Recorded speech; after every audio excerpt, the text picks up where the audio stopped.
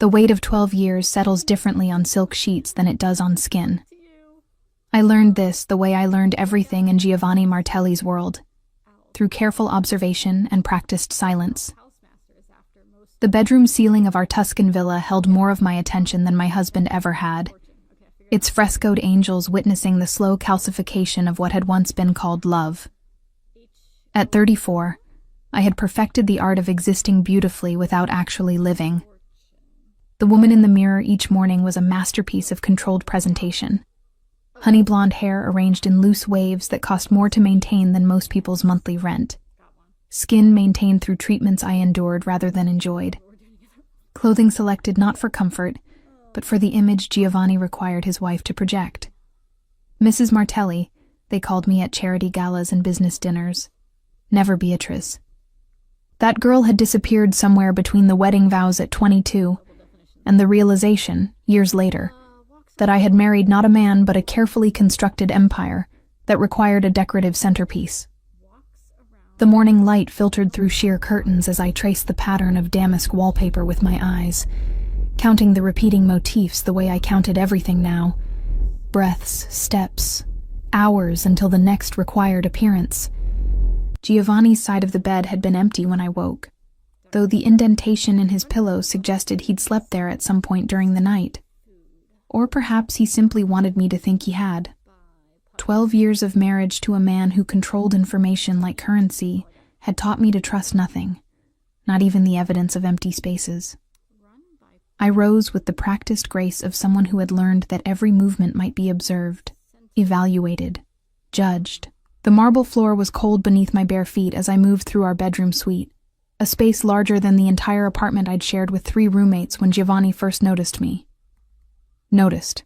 Such a passive word for what had actually happened. He had selected me, pursued me, claimed me with the same focused intensity he brought to acquiring waterfront properties and eliminating business competitors. The bathroom mirror reflected a woman I sometimes struggled to recognize. Not because age had ravaged me. Giovanni's resources ensured I would remain preserved like a Renaissance painting, untouched by time's casual cruelty. No, the stranger in the mirror was someone else entirely. Someone whose eyes held the particular flatness that comes from years of performing emotion rather than feeling it. I applied moisturizer with methodical strokes, each gesture a meditation in numbness. The morning routine was sacred in its predictability, skincare that cost more per ounce than gold. Hair styled to appear effortlessly perfect. Clothing selected from a closet that could have housed a small boutique. All of it designed to present the image Giovanni required. Elegant, refined, utterly his. The scent of espresso drifted up from the kitchen as I descended the curved marble staircase, my hand barely grazing the wrought iron railing. Our villa perched on a cliff overlooking the Tyrrhenian Sea, all honey-colored stone and terracotta roofs, a monument to old money and older power. Giovanni had bought it the year we married, though I'd learned not to use the word we when discussing his acquisitions. What was his remained distinctly his. I was simply permitted to exist within it. Hazel was already in the kitchen, her capable hands moving through the familiar choreography of breakfast preparation. She'd been with the household for 8 years, long enough to understand the unspoken rules, the invisible boundaries. At 47, she maintained the kind of professional discretion that Giovanni valued above almost any other quality. She knew when to see things and when to develop convenient blindness. "Good morning, Mrs. Martelli," she said, not quite meeting my eyes as she set a place at the breakfast table. The formal dining room remained unused these days. Giovanni preferred taking his meals in his study when home, and I'd grown accustomed to the smaller intimacy of the kitchen table, even if intimacy was an illusion. "Good morning." My voice carried the practiced warmth expected of an employer who treated staff well.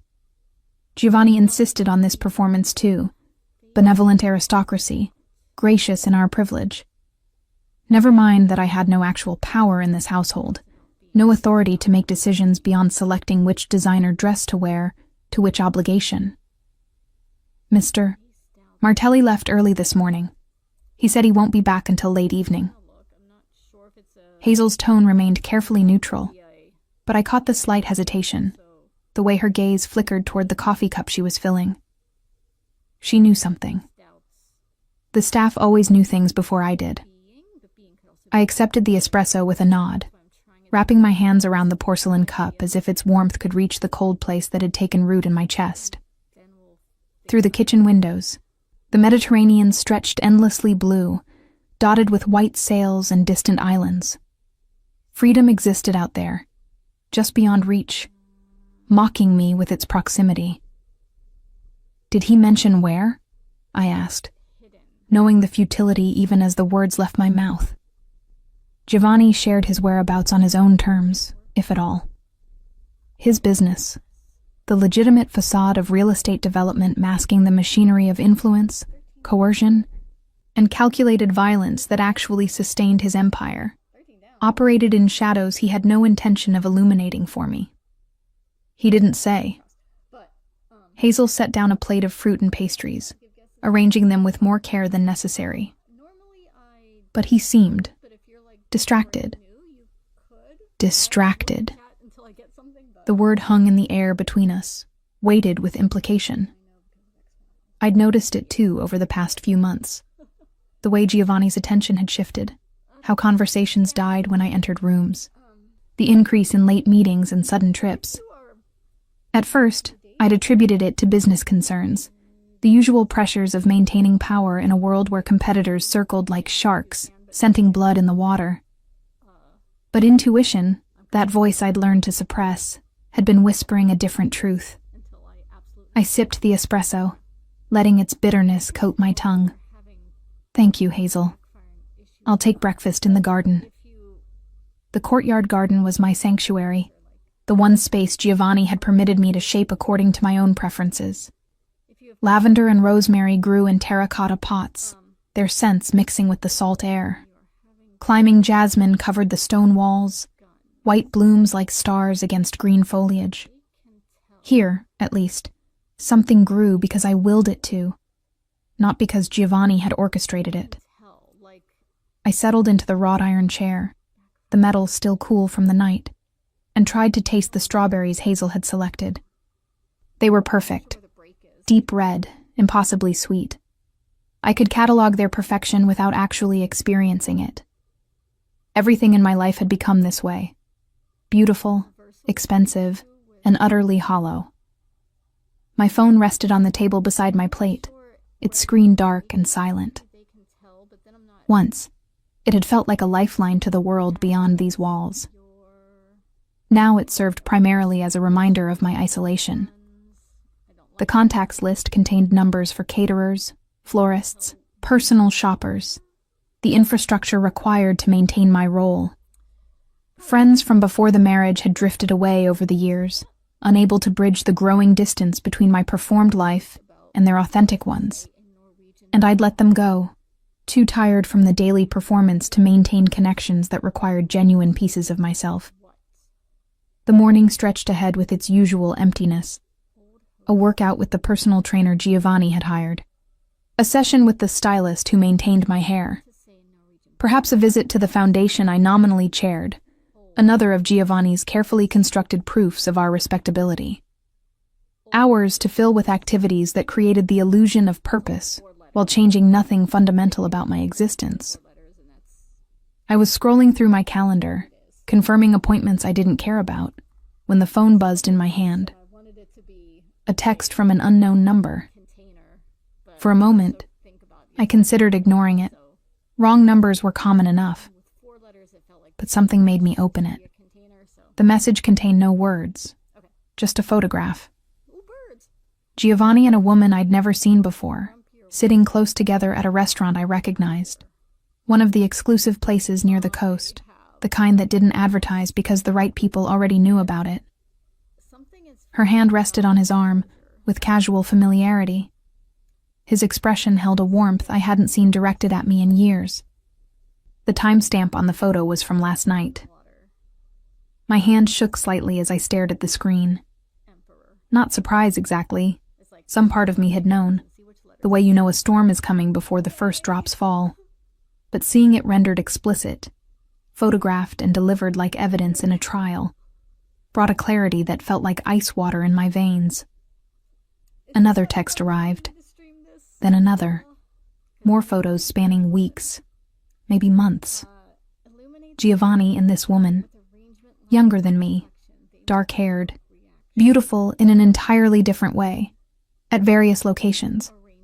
A hotel entrance, walking along a private beach, his hand at the small of her back in a gesture of possession that mirrored how he'd once touched me.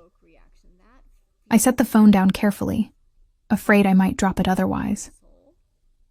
The jasmine scent seemed overwhelming suddenly, cloying rather than sweet. The garden walls that had felt like sanctuary now felt like the borders of my cage. 12 years. I'd given 12 years to being Mrs. Giovanni Martelli, to existing as the elegant, obedient shadow of a man who treated love as another form of acquisition. I'd suppressed my own desires, my own voice, my own identity until I wasn't certain what remained beneath the performance. And now, apparently, I was being replaced. Upgraded. Exchanged for a newer model who didn't yet know the price of being chosen by Giovanni Martelli. The rational part of my mind, the part that had learned to survive by being practical, by accepting reality rather than fighting it, whispered that this was inevitable. Men like Giovanni didn't maintain monogamy unless it served their purposes.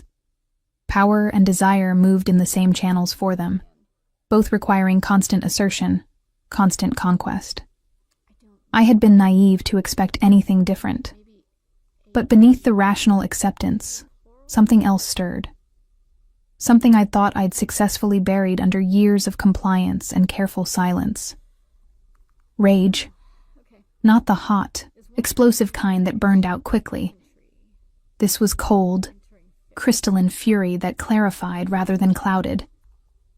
I was angry not because I loved Giovanni. That illusion had died years ago, suffocated under the weight of his control. But because I'd allowed myself to become this, a beautifully maintained possession that could be discarded when it no longer pleased its owner. I picked up the phone again, studying the woman's face in the photographs. She smiled at Giovanni with genuine warmth, unaware that his love was a Venus flytrap, beautiful and lethal. Part of me wanted to warn her, to send her a message outlining exactly what awaited her. The slow erosion of self, the gradual realization that being chosen by Giovanni meant being consumed by him. But I knew she wouldn't believe me. I wouldn't have believed me either, at 20, whatever she was, dazzled by power and attention. The sound of footsteps on the stone path made me look up.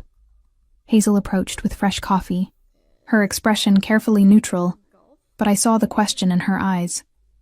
She'd noticed my stillness, the way I was staring at nothing. "Mrs. Martelli, is everything all right?" The question was genuine despite its formal delivery. Hazel had witnessed my gradual disappearance over the years, the way I'd shrunk into the role Giovanni required. She'd been kind in the small ways the situation permitted. Extra care with meals I barely ate, quiet solidarity in her continued presence. "I'm fine," I said automatically, then stopped. What was the point of lying anymore? "Actually, no, I'm not fine." I handed her the phone, watching her face as she scrolled through the images. Her expression remained controlled, but I saw the tightening around her eyes, the way her lips pressed together. She'd known. Of course she'd known. Staff always knew. "How long?" I asked. "Mrs. Martelli, Please, just tell me the truth. How long has this been going on?" She hesitated, loyalty to Giovanni warring with something else, perhaps sympathy, perhaps simple human decency. 6 months, maybe 7. I wasn't certain at first. He's been very discreet. 6 months, half a year of performing the role of beloved wife while being replaced in private. The humiliation should have crushed me, but instead it felt liberating. The pretense was over. Whatever came next, at least it would be real. "Thank you," I said, taking back the phone. for telling me the truth. Hazel's hand touched my shoulder briefly, a gesture of comfort that violated every professional boundary Giovanni had established. What will you do? That was the question, wasn't it? What does a woman do when she realizes she's been living in a beautiful cage for 12 years, that the man she married never saw her as a person but as a possession, that she's about to be discarded for a shinier version of the same trap? I don't know, I admitted, but I need to speak with him, tonight, when he comes home. If he came home. Given the photographs, there was every possibility he'd spend the night elsewhere, with her, no longer bothering with the pretense that our marriage meant anything beyond legal convenience and social appearance. The day passed in strange detachment. I moved through my scheduled appointments like an automaton, smiling at the trainer, nodding at the stylist, signing checks at the foundation office. But beneath the performance, my mind raced through scenarios, possibilities, implications. Divorce seemed the obvious answer, except nothing was obvious when it came to Giovanni. Men like him didn't simply let their wives walk away. I knew too much about the machinery of his empire, had witnessed too many private conversations and business dealings. Even without intending to, I'd absorbed information that could damage him if it reached the wrong ears. He would see my departure as a threat to be managed, a problem to be solved. But staying was no longer an option. The photographs had shattered whatever thin hope I'd maintained that our marriage might eventually transform into something mutual, something resembling partnership. I couldn't continue performing for an audience that had already moved on to the next show. By evening, I'd made my decision. I would confront Giovanni, demand the truth, and insist on separation. The details could be negotiated. I wasn't naive enough to think I'd simply walk away with nothing. But I needed to establish that I was no longer his to control, that whatever came next would involve my consent, my choices. I dressed for the confrontation the way one might dress for battle, selecting a simple black dress that required no explanation. Minimal jewelry, hair pulled back from my face. When I looked in the mirror, I saw not the decorative wife Giovanni had curated, but someone harder, clearer, someone who had nothing left to lose. He arrived home just after 10, the sound of his car in the drive sending adrenaline flooding through my system. I waited in his study, surrounded by leather-bound books he'd never read, an artwork acquired for its value rather than its beauty. This was his domain, the heart of his power. Fitting that it would also be the place I reclaimed mine. Giovanni entered, still in his business suit, moving with the confident ease of someone accustomed to owning every space he occupied. He stopped short when he saw me sitting in his chair, my phone on the desk between us, screen illuminated with one of the photographs. Beatrice. My name in his mouth sounded like a reprimand. What are you doing in here? Looking at your future, I said, my voice steady despite the hammering of my heart. Or is she your present? I'm having trouble keeping track of the timeline. His expression shuddered immediately, the warmth draining from his features. This was the Giovanni most people knew. Cold, calculating, dangerous. I'd seen glimpses of it directed at others over the years. Now it focused entirely on me. You're hysterical, he said dismissively, moving to take the phone. Someone is clearly trying to cause trouble. You know how many people would love to drive a wedge between us. I pulled the phone back, standing so we faced each other across the desk. I'm not hysterical. I'm finally seeing clearly. 6 months, Giovanni. At least 6 months you've been with her. Don't insult me by denying it. Something flickered in his eyes. Surprise, perhaps, that I knew specific details.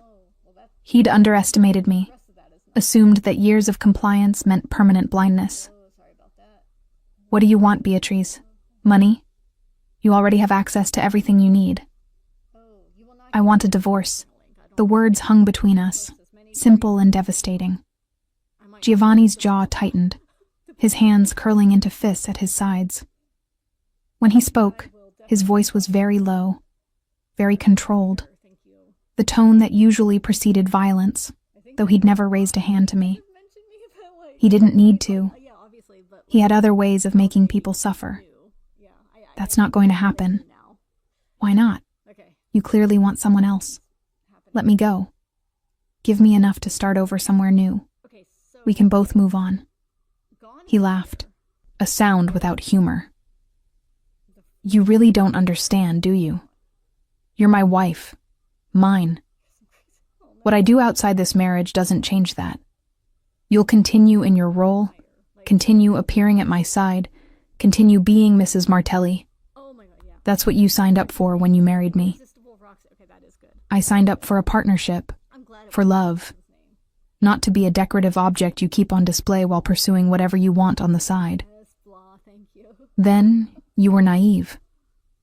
He circled the desk, moving closer. Love is a fantasy for children and fools. What we have is more valuable. Stability, security, position. You have a life most women dream of. You're throwing a tantrum because I have needs you can't meet. The cruelty was breathtaking in its casual delivery. After 12 years, he could still surprise me with his capacity to reduce me to nothing, to make my feelings sound like childish delusions rather than legitimate responses to betrayal. I want out, I repeated, refusing to back down despite every instinct screaming at me to retreat, to smooth this over, to return to the safety of silence. I want a divorce, and I want enough resources to build a life separate from you. Giovanni's hand shot out, gripping my wrist hard enough to bruise. You want? You want? His voice rose for the first time, control slipping. You have no idea what you're asking for. No idea what would happen if you tried to leave me. Who would you be without me? A nobody from nowhere with no money, no connections, no protection. You'd be destroyed within a month. I met his eyes, refusing to flinch. Then I'll be destroyed. At least I'll be free. He released my wrist with a sound of disgust, turning away. This conversation is over. You're being emotional and irrational. We'll discuss this when you've calmed down. No. The word came out stronger than I expected. We're discussing this now. I'm not calming down. I'm not going back to pretending. You want to be with her? Fine. But you don't get to keep me as backup. You don't get to have everything while I have nothing. Giovanni's phone rang, the specific tone he'd assigned to urgent business calls. He glanced at the screen, then back at me. We're not done here. Yes, we are. I picked up my phone, holding it like a shield. I'm done, Giovanni, with all of this. With you.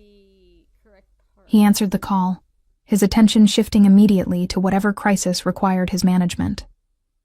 As he turned away, already deep in conversation with whoever was on the other end, I realized with stunning clarity that this was exactly how our marriage had always been. Me desperately trying to make him see me. Him turning away to more important matters. I'd spent 12 years competing with his empire for scraps of his attention, and I'd always lost. I left his study, my legs shaking but my resolve hardening with each step. In our bedroom, I pulled out my suitcase and began packing, my movements automatic. Clothes, toiletries, the few pieces of jewelry that had belonged to my mother. Not much in the end. 12 years reduced to a single bag. My phone rang 17 times over the next few hours. Giovanni, calling from whatever room he'd moved to, probably expecting me to answer, to apologize, to return to my designated place. Each time, I silenced the call. Each time, I felt a little more certain that I was doing the right thing. By 3 a.m, the house was silent. I heard Giovanni leave, the rumble of his car in the drive, the sound receding into the distance. Business, probably. Or perhaps he was going to her. To the woman who didn't yet know that being chosen by Giovanni Martelli meant being owned by him. I stood at the bedroom window, looking out at the sea. The moon painted a silver path across the water, leading away from the villa, away from the prison I'd decorated so beautifully.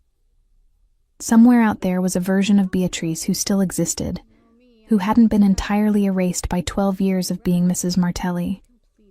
I picked up my suitcase and walked downstairs, my footsteps echoing in the empty halls. I left the lights on, the doors unlocked. Let Giovanni come home to this. Evidence that I'd been here, that I'd left deliberately, that this was a choice rather than a tragedy. The night air tasted like salt and freedom as I walked down the drive toward the road, toward the unknown. I didn't know where I was going, didn't have a plan beyond getting away from this place. But for the first time in 12 years, I was moving forward because I wanted to, not because I was told to. Behind me, the villa stood against the sky, beautiful and cold. Giovanni's monument to power and control, as empty now as it had always been. I didn't look back. The road from the villa descended in switchbacks toward the coastal town, each turn offering glimpses of the sea, catching moonlight like scattered diamonds.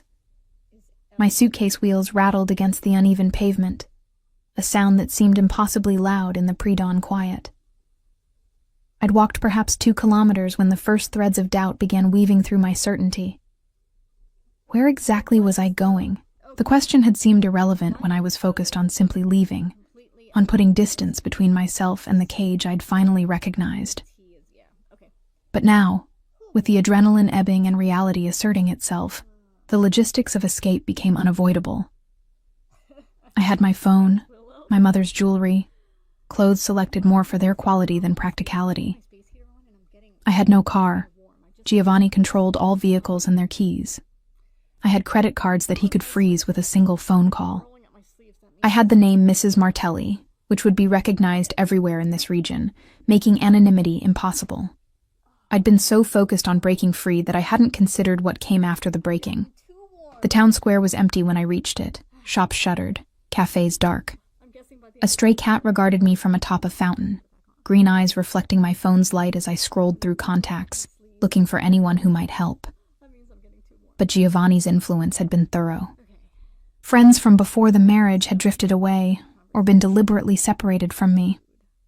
The women I'd met through charity functions were acquaintances at best, bound to me only through the social currency Giovanni's name provided.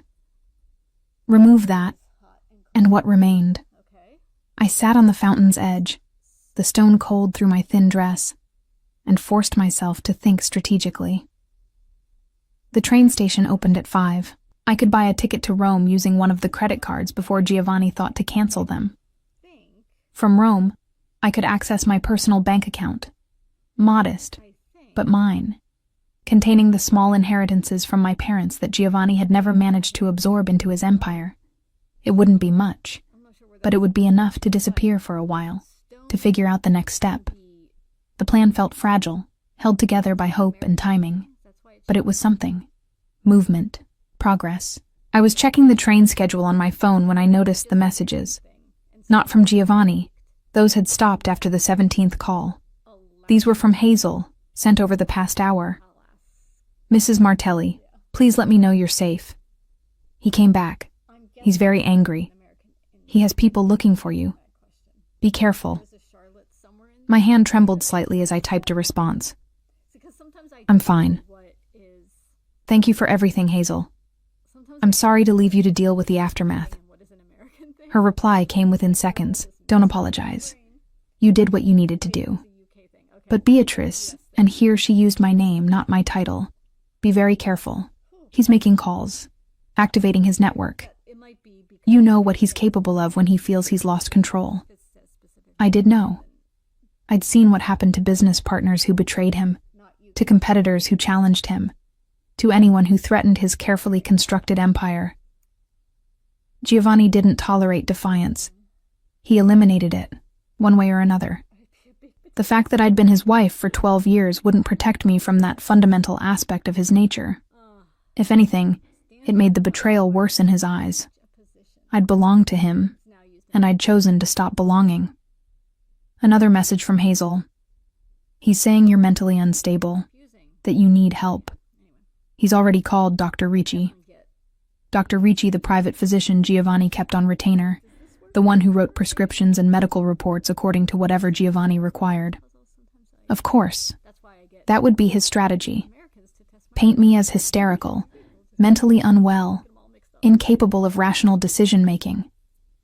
It discredited anything I might say about him while providing justification for forcing me back under his control. A concerned husband trying to help his troubled wife. The narrative practically wrote itself. I stood, grabbing my suitcase, suddenly aware of how exposed I was. The town square, with its open spaces and streetlights, felt like a stage. Giovanni had security cameras throughout the region, connections to local police, eyes everywhere. Staying here was foolish. I needed to move, to reach the train station early, to be on the first train out before his network fully mobilized. The walk to the station took 40 minutes, my feet protesting in shoes designed for aesthetic rather than function. By the time I reached the platform, the sky was just beginning to lighten, dawn painting the horizon in shades of rose and gold. Beautiful, like everything in this region. Beauty that masked corruption, that made people forget to ask hard questions about where money came from and what it had bought. The ticket booth wouldn't open for another 30 minutes. I found a bench in a shadowed corner, trying to make myself small, invisible. Early morning travelers began arriving. A handful of commuters, a young couple with backpacks, an elderly woman with a shopping bag. Normal people living normal lives, unaware that the woman hunched on the bench nearby was fleeing from a man whose power could reshape their reality if he chose to notice them. My phone buzzed. Not Hazel this time. A number I didn't recognize. I almost didn't answer, but curiosity, or perhaps the hope that someone might offer help, made me accept the call. Beatrice.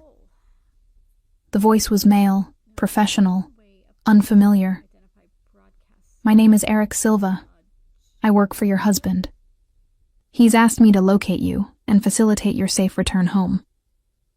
Everything in his tone suggested concern, efficiency, helpfulness, but I'd learned to hear the machinery behind pleasant words. I'm not coming back. I understand you're upset. Mr. Martelli explained that you've been under tremendous stress lately. He's very worried about you, as are we all. If you'll just tell me where you are, I can have a car there within minutes to bring you home. Dr. Ricci is standing by to provide whatever support you need. The script was so obvious it would have been laughable if it weren't terrifying. Support, in this context, probably meant sedation and confinement until I could be convinced or coerced back into compliance. Tell Giovanni I'm filing for divorce. He can have his lawyer contact mine once I've retained one. Mrs. Martelli, I don't think you understand the complexity of your situation. Your husband controls considerable resources, access to your accounts, your property, even your health care.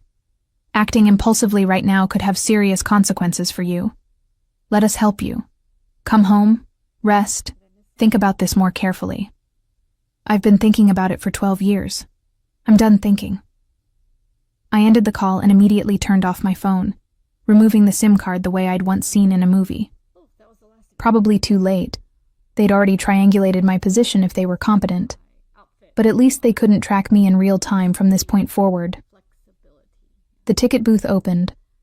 I approached with what I hoped was casual confidence, requesting a ticket to Rome on the next train. The clerk, a middle-aged woman with tired eyes, processed the transaction without particular interest. The credit card went through. I accepted the ticket with hands that wanted to shake but didn't, and returned to my shadowed bench to wait. 20 minutes. The first train departed in 20 minutes. Each second felt like an hour. A black car pulled into the station parking lot. My heart stopped, then resumed at triple speed. But the car disgorged only a businessman with a briefcase, hurrying toward the platform with the focused urgency of someone who traveled this route daily. Not Giovanni's people. Just coincidence. I needed to stop seeing threats everywhere, or I'd fracture before I even made it out of the region. The train appeared on the horizon, its headlight cutting through the morning mist. Relief flooded through me with physical force, making my legs weak. I stood, gripping my suitcase handle, positioning myself to board quickly once the doors opened. The businessman boarded first, then the young couple. I was moving toward the door when I saw him. Not Giovanni. He would never handle this personally. But one of his men, someone I'd seen at the villa during security briefings, during the parties where armed men pretended to be waitstaff. He stood at the far end of the platform, phone to his ear, scanning the crowd. His gaze passed over me once, then returned, recognition crystallizing. I stepped onto the train without looking back, moving quickly through the first car toward the second. The doors closed behind me with a pneumatic hiss that sounded like salvation. Through the window, I saw the man running toward the train, but too late. The train was already moving, gathering speed, carrying me away. I found a seat near the back of the second car, positioning myself so I could see anyone approaching from the front. My reflection in the dark window showed a woman I barely recognized. Hair disheveled, dress creased, eyes too wide. Mrs. Martelli had never looked this way. Mrs. Martelli had been maintained, controlled, perfect. The woman in the window looked wild, hunted, alive. The countryside blurred past as the train accelerated. Vineyards and olive groves, ancient stone walls and terracotta roofs. The landscape of my prison, receding with each kilometer. I wanted to feel triumph, victory in having escaped the immediate threat. Instead, I felt the first stirrings of a deeper understanding. This wasn't the end of the pursuit. This was barely the beginning. Giovanni wouldn't stop because I'd made it onto a train. He had resources throughout Italy, throughout Europe. He had connections, people who owed him favors, professionals who could find anyone anywhere. My brief head start would evaporate quickly once he fully focused on the problem of my defiance. The train car was nearly empty. I watched the other passengers, a student with headphones, an elderly man reading a newspaper, a mother managing 2 young children, and wondered if any of them could be watching me. Paranoia, probably.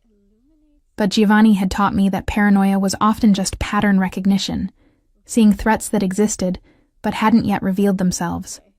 I needed a plan beyond simply running, needed allies, resources, protection. But who could protect someone from a man like Giovanni Martelli? The police? He owned enough of them to make that avenue useless. The courts? His lawyers were legendary for their ability to manipulate legal systems. Private security?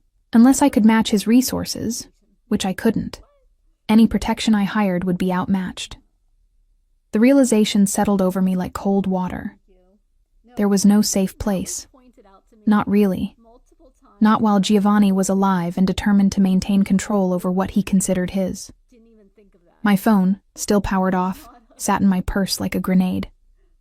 I didn't dare turn it on, but I needed to eventually. Needed to access funds, make arrangements, coordinate the next steps. Each use would be a risk, a beacon announcing my location to anyone monitoring. The train stopped at a small station. More passengers boarded, including a woman in her 50s with silver-threaded dark hair and an expression of professional competence. She took the seat across from me, arranging her bag with economical movements, then pulled out a tablet and began working.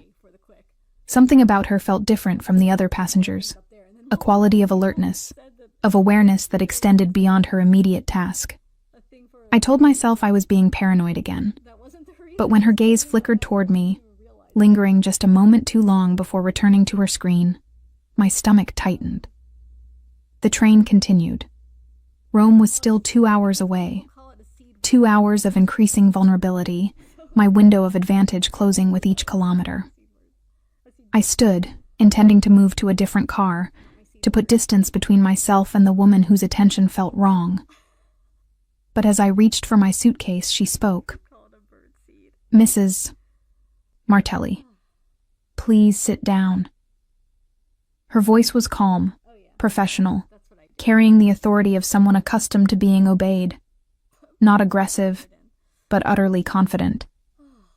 I froze, hand on the suitcase handle, calculating the distance to the door, the possibility of escape. "I'm not here to hurt you," she continued, still not looking up from her tablet. "In fact, I'm here to offer help, but we need to talk quickly. Your husband's people will be waiting at Roma Termini. You won't make it through the station." I remained standing, every muscle tense. "Who are you?" "My name is Carmen Smith. I'm a private investigator specializing in cases like yours. I've been tracking your husband's activities for quite some time." She finally looked up, meeting my eyes with an expression that mixed sympathy and professional assessment. "You're not the first woman he's done this to, Mrs. Martelli. But if you're smart and willing to trust me for the next few hours, you might be the first one who actually escapes."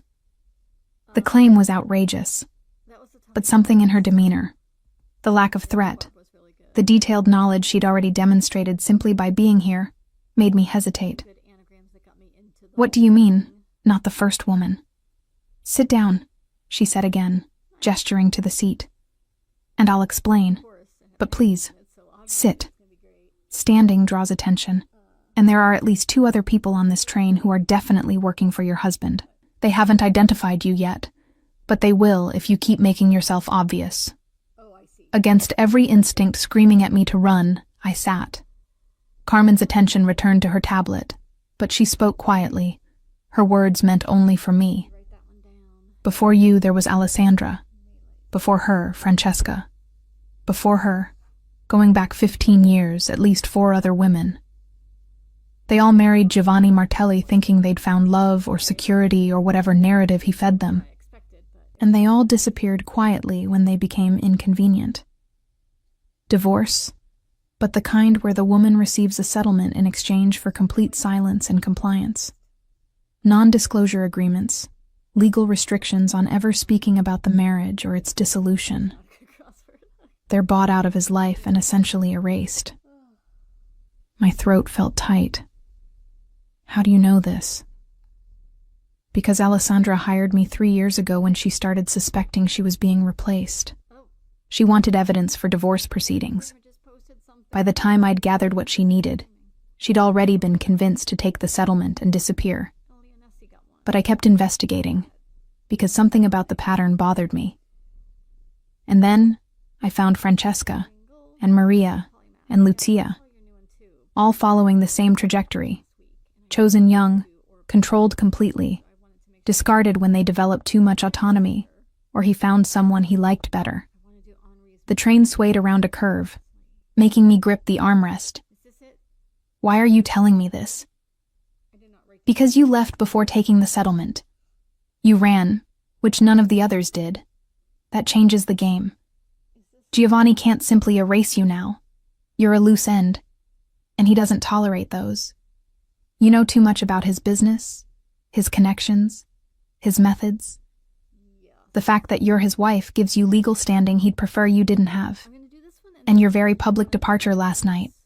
Yes, I know about that. Means you can't simply vanish quietly. Too many people know you left. Too many witnesses. So I'm in more danger now because I ran? You're in different danger. More immediate, but also more opportunity. If you're willing to fight instead of hiding, there are people who would very much like to talk with you about what you've witnessed during your marriage. People who've been trying to build cases against Giovanni Martelli for years, but who lack the inside testimony that could actually make charges stick. She meant law enforcement. Prosecutors. The ones Giovanni had spent years bribing and intimidating and staying 10 steps ahead of. She was suggesting I become an informant, a witness, a threat to everything Giovanni had built. He'll kill me, I said flatly. If I testify against him, he'll have me killed. Probably he'll try, Carmen agreed with disturbing casualness. Which is why witness protection exists. New identity, new location, resources to start over completely. It's not perfect, and it's not easy. But it's better than spending the rest of your life looking over your shoulder while trying to survive on whatever savings you've managed to hide. The mother with 2 children moved past us toward the bathroom, her younger child crying about something. Normal life, continuing obliviously. I envied them with sudden fierce intensity, the simplicity of their concerns, the absence of men like Giovanni from their reality. "Why should I trust you?" I asked Carmen. "For all I know, you work for him. This whole thing could be a setup." "It could be," she acknowledged. "But it's not. Here's what I can prove." She turned her tablet toward me, showing a photograph of Giovanni with a woman I didn't recognize. "This is Francesca Greco, his third wife, photographed 3 months before she disappeared from public life. Notice anything familiar?" The restaurant was the same one from the photos sent to my phone.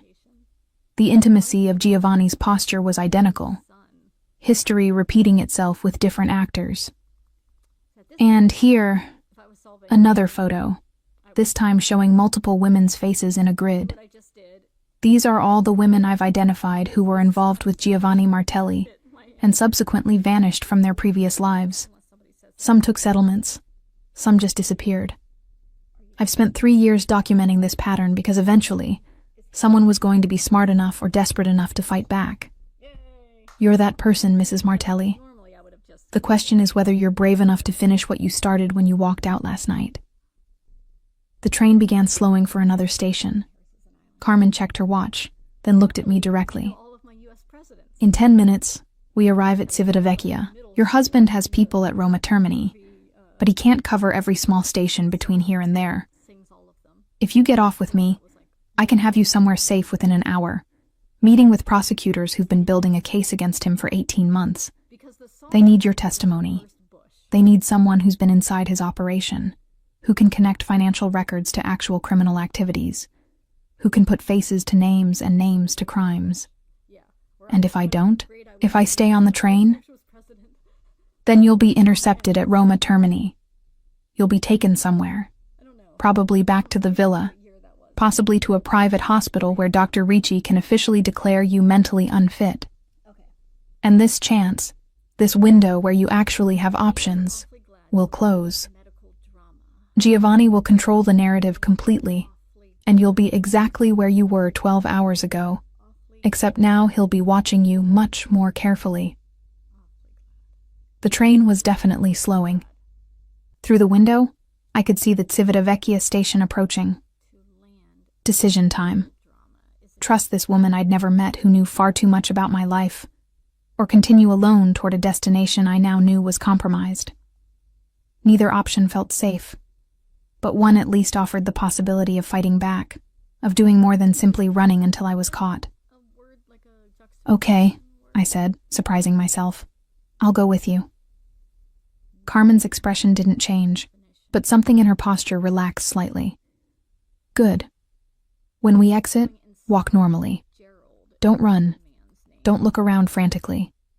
We're just 2 women getting off at their stop. My car's in the parking lot. Blue Fiat, 3rd row.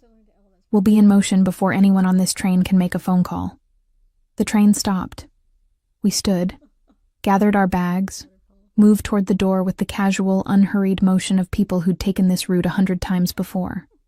My heart hammered against my ribs, but externally, I maintained the calm facade that 12 years as Mrs. Martelli had trained into me. The platform was nearly empty. Early morning, midweek, small station. We walked past the ticket booth, past the waiting room, into the parking lot where the blue Fiat waited exactly where Carmen had described. She opened the doors, and I slid into the passenger seat, pulling my suitcase onto my lap because there was no time to load it properly. Carmen started the engine, backed out of the space, navigated toward the exit with practiced ease. Only when we were on the main road, the station receding behind us, did I allow myself to believe we'd actually made it off the train without incident. "Where are we going?" I asked. "Safe house outside Tarquinia. About 30 minutes from here. The prosecutors I mentioned are already there, waiting. They'll explain everything. What they have, what they need, what protection they can offer." Carmen glanced at me briefly before returning her attention to the road. "And Mrs. Martelli? You should know that once you start talking, once you officially agree to cooperate, there's no going back. Giovanni will know you've become a threat. Whatever restraint he might have shown before, that will disappear. He already wants me back under his control. How much worse can it get? Carmen's smile was grim. You'd be surprised, but for what it's worth, I think you're making the right choice. Sometimes the only way out is through, even when through looks like fire. We drove in silence for several minutes, the morning sun climbing higher, burning off the coastal mist. I watched the landscape pass. Ancient ruins scattered across fields, modern buildings mixed with structures centuries old. Italy was like that, past and present layered together, impossible to separate. My phone, still powered off, felt like a bomb in my purse. Giovanni would be desperate to contact me by now, to regain control of the narrative. He'd be making calls, activating networks, applying pressure to every point where I might appear. The man who'd been my husband for 12 years, who'd claimed to love me in his way, would now devote all his considerable resources to forcing me back into the cage I'd escaped. The irony wasn't lost on me. For 12 years I'd wanted Giovanni to focus on me, to see me as more than an acquisition or an accessory. Now I finally had his full attention, and it was the most dangerous thing that had ever happened to me. We turned off the main road onto a smaller track leading toward a farmhouse set back from the highway, partially hidden by olive trees. Security cameras were visible on the corners of the building. A black car sat in the drive. That's the prosecutor's vehicle, Carmen said. They're already here. Are you ready? Was I ready to betray everything Giovanni had built? To become the evidence that might finally bring down his empire? To transform from decorative wife to dangerous witness? I thought about the photographs on my phone, about the 17 calls I'd silenced, about the woman in the restaurant who would eventually discover what I'd learned. I thought about 12 years of existing without living, of being beautiful and empty and utterly controlled. Yes, I said. I'm ready. Carmen parked the car, and together we walked toward the farmhouse door, toward whatever came next. Behind us, somewhere in the distance, Giovanni was mobilizing his empire to find me. But ahead, for the first time in 12 years, was the possibility of something more than survival. Ahead was the chance to fight back. The door opened before we reached it. A man in his 40s, wearing a suit slightly rumpled from travel, extended his hand. Mrs. Martelli, he said, thank you for coming. I'm Prosecutor Antonio Greco. If you're willing to talk with us, I believe we can finally bring your husband to justice. I shook his hand, feeling the irrevocable shift from victim to threat, from possession to person. Where do we start? I asked. He smiled. At the beginning, tell us everything. The farmhouse interior smelled of coffee and old stone, comfortable in a way the villa had never been despite its luxury. Prosecutor Greco led me to a wooden table where another man sat with a laptop and recording equipment. Carmen disappeared into what looked like a kitchen, returning with espresso in mismatched cups. This is Investigator Paolo Monti, Greco said, gesturing to his colleague. We've been building a case against your husband for 18 months. We have financial records, surveillance transcripts, testimony from several of his associates who've agreed to cooperate. But what we're missing is someone who can connect the documents to actual events, who can verify that specific transactions corresponded to specific criminal activities. I wrapped my hands around the espresso cup, its warmth grounding me. I don't know much about his business operations. He kept me separate from that world. But you observed things, Monty said, his voice gentle. You attended dinners, met his associates, overheard conversations. You lived in the heart of his empire for 12 years. Trust me, you know more than you think. Greco opened a folder, spreading photographs across the table. Men's faces, some I recognized, many I didn't. Let's start simple. Can you identify which of these people visited your home over the past few years? I leaned forward, studying the images. Him, I said, pointing to a silver-haired man with cold eyes. He came to dinner about 6 months ago. Giovanni called him Luca. They talked in the study for several hours after we ate. Luca Marino, Greco confirmed, making a note. Regional coordinator for Martelli's money laundering operations. What was the date, if you remember? I closed my eyes, reconstructing the evening. October 14th. I remember because it was my birthday, though no one mentioned it. They served ossobuco because Giovanni wanted to impress his guest. And you heard nothing of their conversation? Giovanni always sent me away when he discussed business. But I remember Luca was agitated when they came out. He kept saying something about containers and timing issues. And Giovanni was angry, though he hid it well.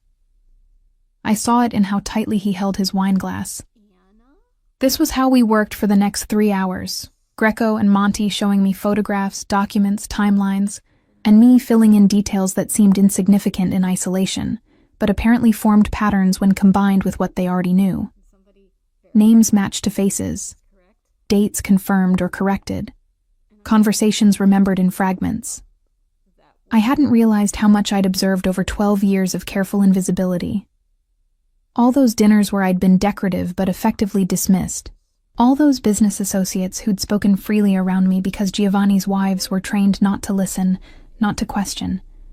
I'd been absorbing information without realizing it, building an archive of evidence in my memory. "This is extraordinary," Greco said after we'd been working for hours. "Mrs. Martelli, what you're providing corroborates financial transactions we could only speculate about.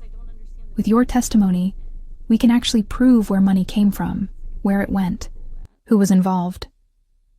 "Will it be enough?" I asked. "To actually arrest him? To make charges stick?" The prosecutors exchanged glances. "With what we have now, plus your testimony? Yes. We can bring charges for money laundering, tax evasion, possibly racketeering. The evidence is substantial. But..." Greco hesitated. "I need to be honest with you about what testifying means. Your husband has excellent lawyers. A trial could take years. During that time, you'll be in witness protection, but he'll be free on bail, able to use all his resources to pressure you to recant or simply disappear.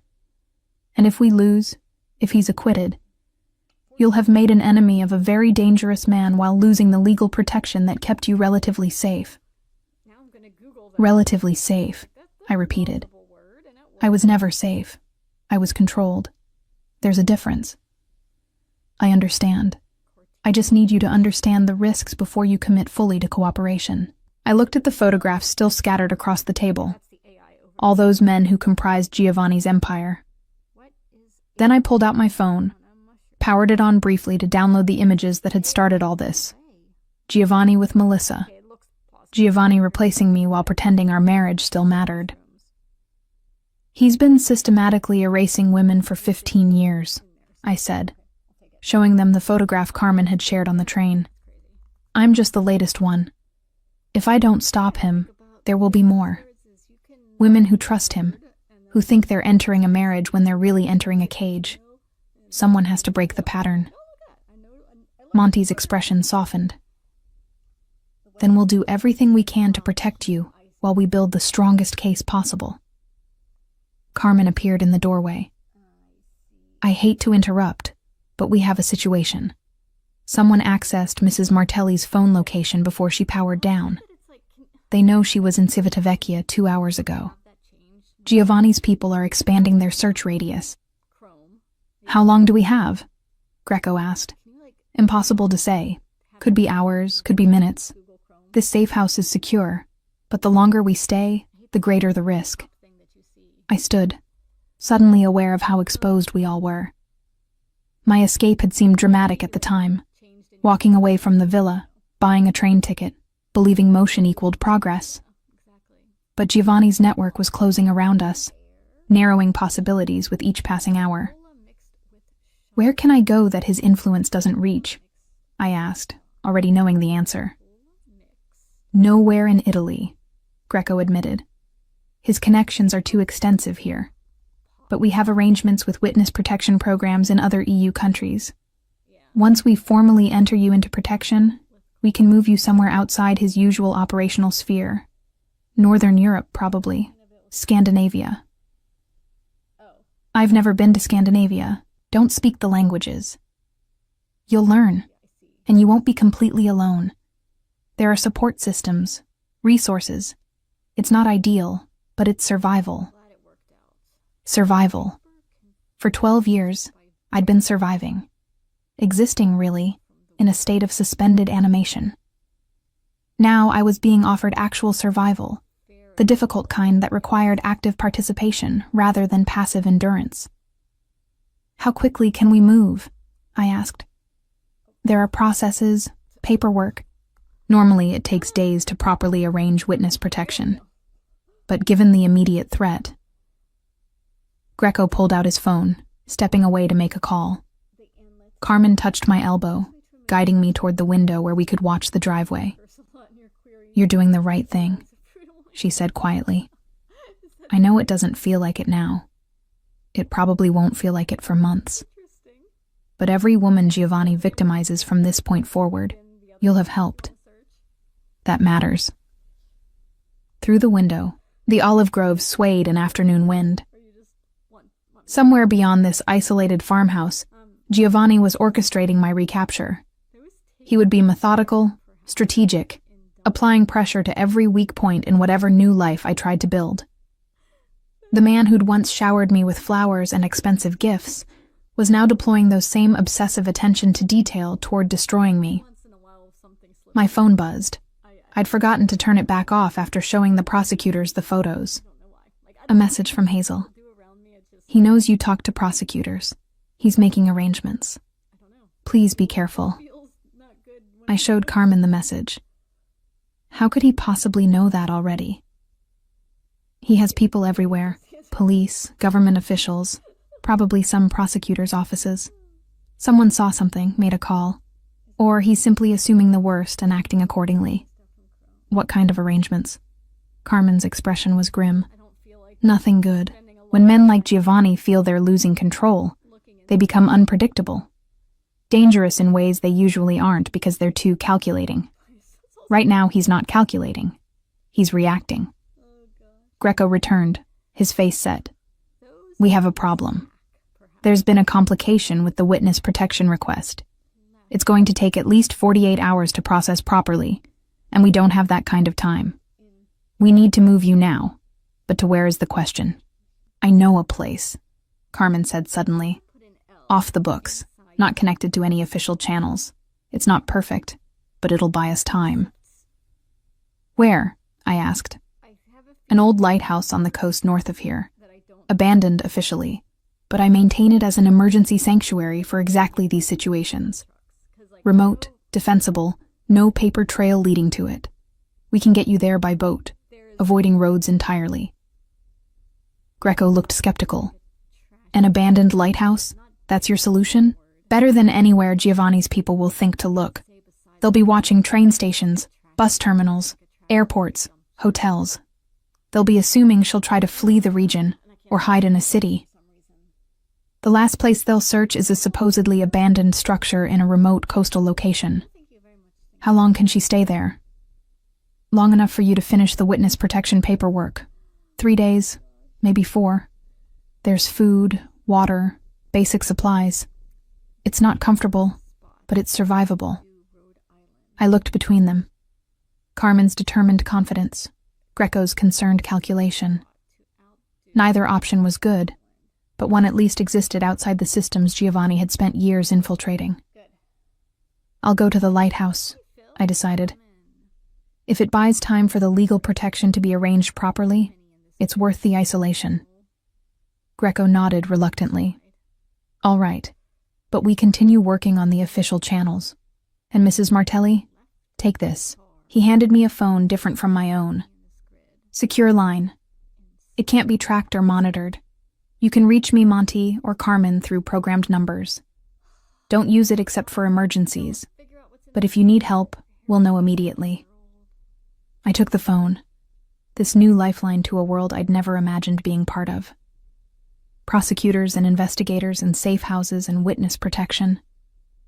This morning I'd been a trophy wife contemplating divorce. By afternoon, I'd become a state witness hiding from a criminal empire. "We need to move now," Carmen said. "Every minute we delay increases the risk." We gathered quickly. My suitcase, some additional supplies Monty pulled from a storage closet, bottles of water. The prosecutors would stay behind to continue their work. Carmen and I would drive to a small marina where she had a boat waiting.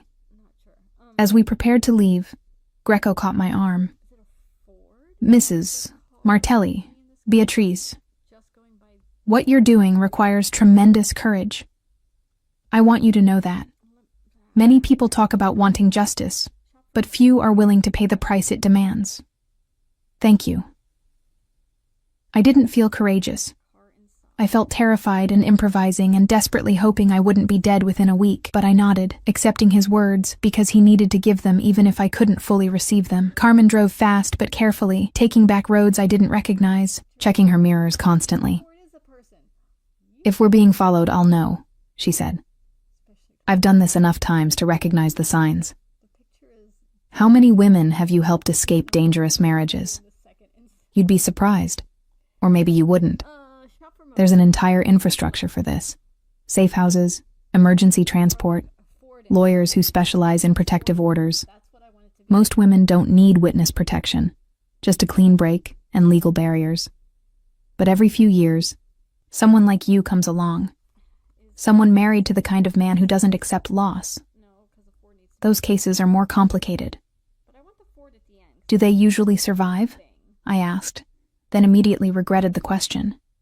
Carmen's pause before answering told me everything. Define survive. Do they live? Usually if they're smart and careful. Do they ever stop looking over their shoulders? Rarely. We reached the marina, if it could even be called that. More like a collection of weathered docks with small boats bobbing in gentle waves. Carmen led me to a modest speedboat with a covered cabin, helping me aboard before untying the moorings. The engine roared to life, and we pulled away from the dock, heading north along the coastline. The sun was lowering toward the horizon now, painting the water in shades of amber and rose. Beautiful, like everything in this country. Beauty that existed independent of human suffering, indifferent to the dramas playing out beneath its aesthetic perfection. "The lighthouse is about an hour up the coast," Carmen shouted over the engine noise. "No one's lived there for 20 years. Officially condemned due to structural issues, but actually perfectly sound. I've reinforced it over the years for exactly this purpose. An hour of open water, exposed and visible to anyone watching the coast." I tried not to think about Giovanni's resources, about how many people might be searching right now. Tried to focus instead on the immediate sensation. Wind against my face, salt spray, the rhythmic slap of waves against the hull. The lighthouse appeared as the sun touched the horizon, a solitary white tower rising from rocky coastline. Just as Carmen had described. Abandoned looking, paint peeling, surrounded by warning signs about structural danger.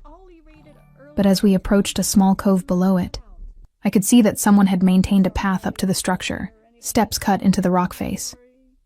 Carmen cut the engine, letting us drift into the cove before dropping anchor. "From here we climb. Can you manage your suitcase?" I looked at the path, steep and precarious. "I'll manage." We secured the boat and began ascending, Carmen moving with practiced confidence while I struggled behind her, my dress and inappropriate shoes making every step treacherous. By the time we reached the lighthouse entrance, I was breathing hard, and my hands were scraped from grabbing at rocks for balance. Carmen unlocked a heavy door, new hardware despite the aged appearance, and led me inside. The lower level had been converted into living quarters. Simple but functional. A bed, a table, storage crates containing supplies, a chemical toilet in one corner. A battery-powered lantern provided light. Windows offered views of the sea in multiple directions. "It's not the villa," Carmen said dryly, reading my expression. It's perfect, I replied, and meant it. Here, at least, I would see Giovanni's people coming. Here, I controlled the space rather than being controlled by it. Carmen showed me the supplies: non-perishable food, water, basic first aid, the secure phone Greco had given me. I'll check on you tomorrow evening. If you need anything before then, use the phone. But try to stay off it. Every transmission is a potential vulnerability. After she left, descending back to her boat and disappearing into the gathering dusk, I stood at the window watching the sea turn from copper to silver as the sun fully set. Alone for the first time since leaving the villa, I allowed myself to fully feel the enormity of what I'd done. I'd destroyed my marriage, betrayed my husband. If a man like Giovanni could truly be betrayed by someone he'd never honestly partnered with. Agreed to testify against him in court, to help build the case that would hopefully end his criminal empire. And now I stood in an abandoned lighthouse, hiding from the man who'd once promised to love me forever, who'd meant instead that he would possess me forever. The night deepened.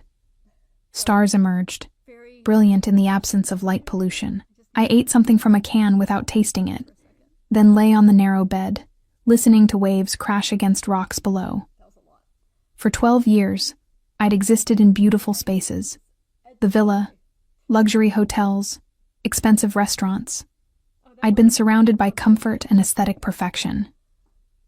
And I'd been more alone than I was now, in this rough tower with peeling paint and basic provisions. The secure phone buzzed. A message from Hazel. You're still alive. That's something. He's absolutely insane right now. Broke 3 pieces of furniture. I've never seen him this angry. Please stay hidden. I typed back. I'm safe. Tell him nothing if he asks about me. I would never. You know that. I did know that. Hazel had been one of the few genuinely kind presences in my prison. Someone who'd witnessed my gradual erasure and offered what small solidarities she could. Sleep eluded me despite exhaustion. Every sound, wind against the tower, waves, creaking stone, might be Giovanni's people discovering my location. Dawn came slowly, light spreading across the water like spilled mercury. I climbed the interior stairs to the lighthouse's lamp room, curious what view had guided ships for however many years this tower had operated. The glass was grimy but intact, offering a panoramic perspective of coastline stretching in both directions. Empty sea. No boats approaching. No one had found me yet. The day passed in strange suspension. I had books from Carmen's supplies but couldn't focus enough to read. I had food but no appetite. I had time but nothing to fill it with except thoughts that circled endlessly through the same territory. Fear, regret, determination, doubt. By afternoon, I was climbing the walls of the lighthouse metaphorically and literally, pacing the circumference of the lamp room, watching the sea for any sign of approaching threat or promised rescue. The secure phone rang. Actually rang. Not just buzzed with a text. Greco's number. Are you safe? He asked without preamble. Yes. Still here. Still alone. Good. We've made progress on the protection arrangements. 48 hours more, maybe slightly less. Can you hold out? Do I have a choice? Always. You could still walk away from this. Try to negotiate with your husband directly. No, I said firmly. I couldn't. I've gone too far for that. He'd never trust me again. Never let me have any autonomy. Better to finish what I started. That's what I needed to hear. Because Beatrice, there's something you should know. Giovanni's offering a substantial reward for information on your location. €500,000 to anyone who helps him find you. That's going to make people very motivated to look. €500,000. More than most people would earn in a lifetime. The number made my isolation in the lighthouse suddenly feel desperately fragile. Does Carmen know? I'm calling her next. She'll take extra precautions. But you should be aware that the next 48 hours are critical. After that, you'll be officially protected, moved outside his reach. Until then, you're vulnerable. After he hung up, I stood at the window watching the sun descend again toward the horizon. One day down, 2 more to survive. I thought about Giovanni in the villa, surrounded by luxury and power, orchestrating the hunt for me with the same focused intensity he brought to everything. I thought about the woman in the photographs, Melissa, who would eventually discover what I'd learned. I thought about all the women before me, who'd simply accepted their settlements and disappeared quietly. And I thought about who I might become if I survived this. Not Mrs. Martelli anymore. Not the decorative trophy wife. But someone else entirely. Someone who'd chosen the hard path because it was the only path that didn't lead back to the cage. The second night fell. I secured the door, checked the windows, positioned myself where I could see both sea approaches. The secure phone stayed in my pocket. Carmen's promise of tomorrow's check-in my only connection to the world beyond this tower. I was alone. Truly alone. For the first time in my adult life, no one controlled my movements, my choices, my voice. It was terrifying. It was the beginning of freedom. The dawn of the second day brought fog, thick and gray, reducing visibility to mere meters. I stood in the lamp room watching it roll across the water like a living thing, obscuring the boundary between sea and sky. The isolation that had felt liberating yesterday now felt oppressive. In this white void, anything could approach unseen. I'd slept poorly again, waking at every sound, my mind constructing threats from innocent noises. The tower creaked as stone expanded with temperature changes. Wind whistled through gaps in the weathered structure. Each sound became a potential intruder in my imagination. Giovanni's men scaling the rocks, Carmen returning with bad news, the prosecutors changing their minds about protection. By mid-morning, the fog began to lift, revealing a sea that stretched empty in all directions. Relief flooded through me, followed immediately by a new anxiety. If I could see approaching vessels, they could see the lighthouse. My isolation was both shield and exposure. The secure phone buzzed. Carmen, weather delayed my departure. We'll reach you by evening instead of afternoon. Stay alert. Nothing to worry about. Just routine precaution. Nothing to worry about. Easy for her to say from wherever she was, connected to normal life, able to move freely. I was trapped in a tower waiting for either rescue or discovery, depending on who arrived first. I rationed the supplies carefully, unsure how long I might need them to last. Ate sparingly from cans that all tasted the same regardless of their labels. Drank water measured precisely. Tried to make my body smaller, less demanding, as though consuming less would make me less vulnerable. The afternoon stretched endlessly. I tried to occupy myself by cleaning the lamp room, using seawater and cloth scraps to remove decades of grime from the glass. The work was meditative, focusing my attention on immediate tasks rather than spiraling anxieties. Slowly, the view improved, offering clearer sight of the coastline.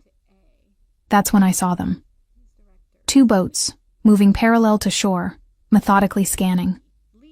Too far to identify specific occupants, but the pattern of their search was unmistakable. They were looking for something. For someone. For me. I descended quickly to the living quarters, pulling back from the windows, trying to remember if I'd done anything to make the lighthouse look occupied. The door was secured. The windows showed only interior darkness. From the outside, it should appear exactly as abandoned as it was supposed to be. But Giovanni's people would be thorough.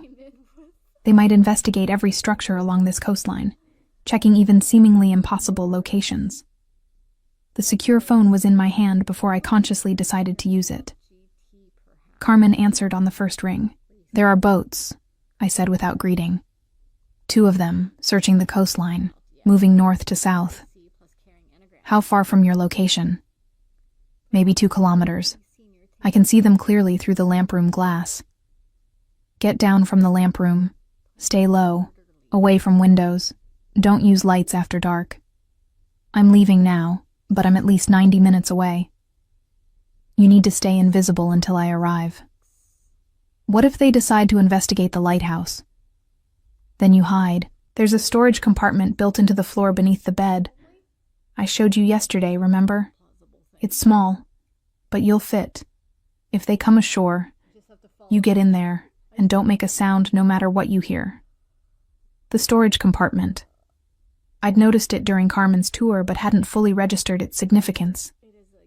Now it loomed in my mind as simultaneously salvation and tomb, a space barely large enough for a person to curl into, designed for exactly this scenario. Carmen, I'm scared. Good. Fear keeps you alert, but don't let it paralyze you. You've survived this long by being smart.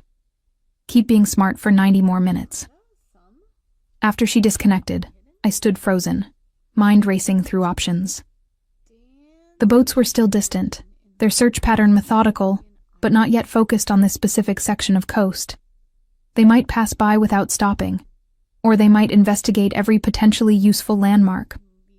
I moved the bed, revealing the storage compartment beneath. The space was perhaps 1 meter square and half a meter deep, large enough to hold a person in fetal position, small enough to be nearly undetectable. Carmen had provisioned it with a bottle of water and a flashlight, though using light while hiding would defeat the purpose. If I went into that space, I would be blind and deaf to what happened above me, vulnerable to being discovered while unable to defend myself or escape. But the alternative, being visible when Giovanni's people arrived, was infinitely worse. I returned to the window, watching the boat's progress. They'd covered perhaps 1/3 of the distance, moving slowly. But something about their pattern had changed. One boat had separated from the other, angling closer to shore. My phone buzzed again. Hazel this time. He's mobilized everyone. Every person who owes him anything. The reward is now 1 million euros. Please be careful. 1 million euros. The number was absurd, devastating. At that price, even people with no connection to Giovanni's empire would be motivated to search. Every fisherman, every coastal resident, every person struggling financially would suddenly have an incentive to look for a woman matching my description. I typed back quickly, I know. I'm hiding. Thank you for the warning. The separated boat was definitely approaching now, heading toward the rocky cove below the lighthouse. My heart began racing, adrenaline flooding my system with the urgency to run, despite having nowhere to run to. I grabbed my suitcase, the secure phone, a bottle of water, moved back toward the bed and the compartment beneath it, hesitated. Once I went into that space, I was committed. I couldn't reassess, couldn't change strategy. I would simply have to wait in darkness, hoping the searchers would find nothing and move on. The sound of an engine cutting reached me even through the tower's thick walls. They'd reached the cove. I lowered myself into the compartment, pulling the suitcase in after me, trying to make everything fit in the cramped space. The bed frame had been designed to sit flush with the floor when lowered, concealing the compartment completely. I reached up, guided the frame back into place, and was plunged into absolute darkness. The space was smaller than I'd remembered. My knees pressed against my chest. My head was bent at an uncomfortable angle. The air was already feeling close, thick with the scent of stone and earth and my own fear sweat. I could hear my heartbeat pounding in my ears, so loud I was certain it would give me away. Tried to control my breathing, to make each inhale and exhale silent and shallow. Tried not to think about being trapped in this space if something happened to Carmen, if she didn't arrive, if the storage compartment's mechanism somehow failed. Footsteps on the stairs outside the tower. Voices, male, speaking Italian I could barely hear through the stone in the bed frame. The door rattled as someone tried it, then a heavier sound. Something being used to force it open. They were coming inside. I pressed my hand over my mouth, terrified that even my breathing might be audible. The compartment was utterly dark. I couldn't see my hand in front of my face, couldn't do anything but listen and wait and hope. More footsteps, multiple people now, moving through the lower level. Something scraped across the floor, furniture being moved, voices directly above me, words I couldn't quite distinguish, but tones I understood. Frustration, thoroughness, determination. They were searching the space systematically. A weight settled onto the bed above me, someone sitting down. The frame creaked, pressing slightly lower. I held absolutely still, not daring even to adjust my cramped position. Sweat ran down my face. The urge to cough built in my throat. The dusty air, the stress, my body's determined rebellion against this forced stillness.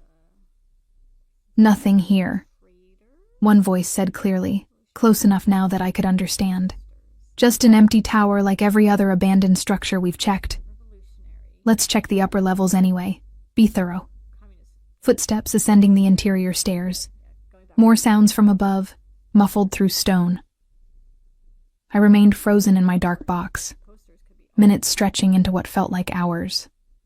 Eventually, the footsteps returned, descending. The voices moved away from directly above me. The doors sound again, then silence. I wanted desperately to believe they'd left. But I'd learned not to trust obvious conclusions. I waited, counting seconds, controlling my breathing, listening for any indication that someone had stayed behind while others had left. 10 minutes. 20. The urge to move, to escape the crushing confines of the compartment, was becoming unbearable. But still, I waited. When my phone buzzed in the darkness, I nearly screamed, fumbled for it with cramped fingers, the screen's glow painfully bright in the absolute dark. Carmen, I see the boat leaving your cove. Are you safe? I couldn't type while contorted in the storage space. Had to risk pushing up the bed frame, emerging into the blessed air and relative space of the lower level. My joints protested as I unfolded myself, muscles screaming from the prolonged tension. Yes. They searched but didn't find the compartment. How close are you? 10 minutes. Stay down until I arrive. There might be others. The 10 minutes were excruciating. I sat on the floor with my back against the wall, the bed frame still displaced, the storage compartment visible like an open mouth in the floor. Every sound from outside might be another boat arriving, another search team. But I couldn't bring myself to return to that dark space unless absolutely necessary. When I finally heard Carmen's engine approaching, relief nearly buckled my knees. I watched from the window as she navigated into the cove, tied off, began ascending the rocky path. She found me sitting on the floor, trembling despite my best efforts at control. They were here, I said unnecessarily. They searched. I was in the compartment. I know. I saw their boat leaving as I approached. She knelt beside me, her expression serious. Beatrice, we need to move you tonight. Giovanni's people are being more thorough than I anticipated. This location was safe when it was one possibility among hundreds.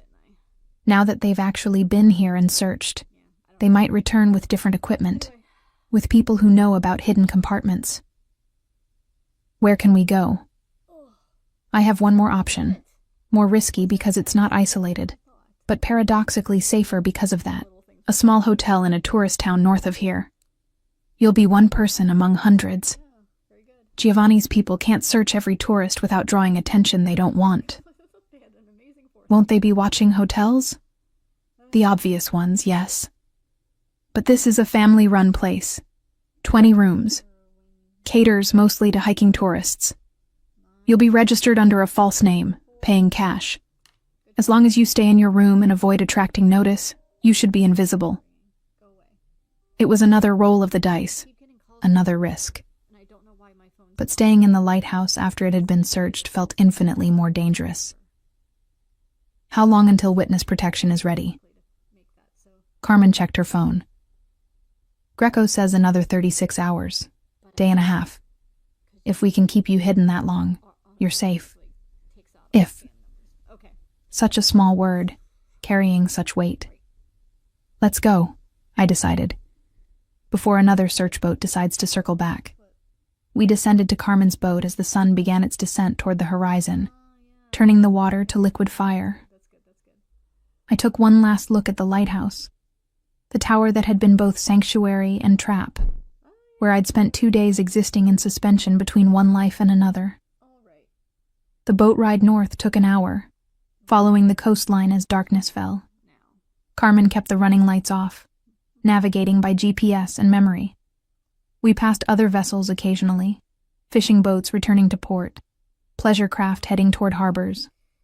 Normal life, continuing obliviously. The town Carmen had mentioned appeared as lights scattered across a hillside, small and picturesque, the kind of place tourists visited to experience authentic Italy before returning to their actual lives. We docked at a marina, walking up into the town like any other travelers arriving late. The hotel was exactly as Carmen had described, family-owned, modest, tucked onto a side street away from the main plaza. The elderly woman at the desk barely looked at us, accepting Carmen's cash for a 3-night stay, registered under the name Rosa Bianchi. The room was small but clean, with a window overlooking a courtyard. Nothing like the villa's luxury, but it had something the villa never had: a lock I controlled. "I'll be in the next town over," Carmen said, handing me yet another phone. This one a basic burner, untraceable. "If something goes wrong, if you need to leave immediately, call the top number. I'll be here within 30 minutes. After she left, I stood at the window watching the courtyard below. A cat prowled the perimeter. A couple argued quietly on a balcony. Normal human drama, small and manageable. I was so close to making it. 36 hours until official protection, until Giovanni's reach couldn't extend. 36 hours of remaining invisible in plain sight. I ate from the room service menu, simple pasta, unremarkable wine. Showered in the tiny bathroom, washing away days of fierce sweat and accumulated stress. Dressed in the hotel's provided bathrobe, and finally allowed myself to fully acknowledge the exhaustion that had been building since I walked out of the villa 72 hours ago. 72 hours. Only 3 days since I'd been Mrs. Giovanni Martelli. Trophy wife, decorative possession. In that brief span, I'd become a fugitive, a witness, a woman whose testimony could dismantle an empire. The change felt both impossibly fast and achingly slow, as though I'd been preparing for this rupture across 12 years of captivity without consciously knowing it. My phone buzzed, the burner Carmen had given me, but the number wasn't hers. Giovanni. Somehow, he had this number already. Impossible. Unless someone had seen us, followed us, reported our location. Unless the chain of safety I'd trusted was already compromised. I stared at the screen, watching it ring. Giovanni's name a threat in digital letters. I should have ignored it. Every survival instinct screamed not to answer. But 12 years of training, of answering when Giovanni called, of compliance and performed obedience, made my thumb accept the call before conscious thought could stop it. Beatrice. His voice was calm, controlled, utterly devoid of the anger Hazel had described, which somehow made it more terrifying. "We need to talk." "How did you get this number? Does it matter?" "I always find you. You should understand that by now." My hand shook, holding the phone. Behind me, the hotel room's door was locked, but suddenly that barrier felt desperately thin. "I'm not coming back, Giovanni." "I know. I've come to understand that you've made choices that can't be unmade. That you've involved prosecutors, agreed to testify, committed yourself to destroying everything I've built." His tone remained conversational, almost pleasant. "But I wanted to give you one final opportunity to reconsider before this becomes truly ugly." "It's already ugly. It's been ugly for 12 years. I just finally see it clearly." "You see what you want to see. A prison. You called our marriage.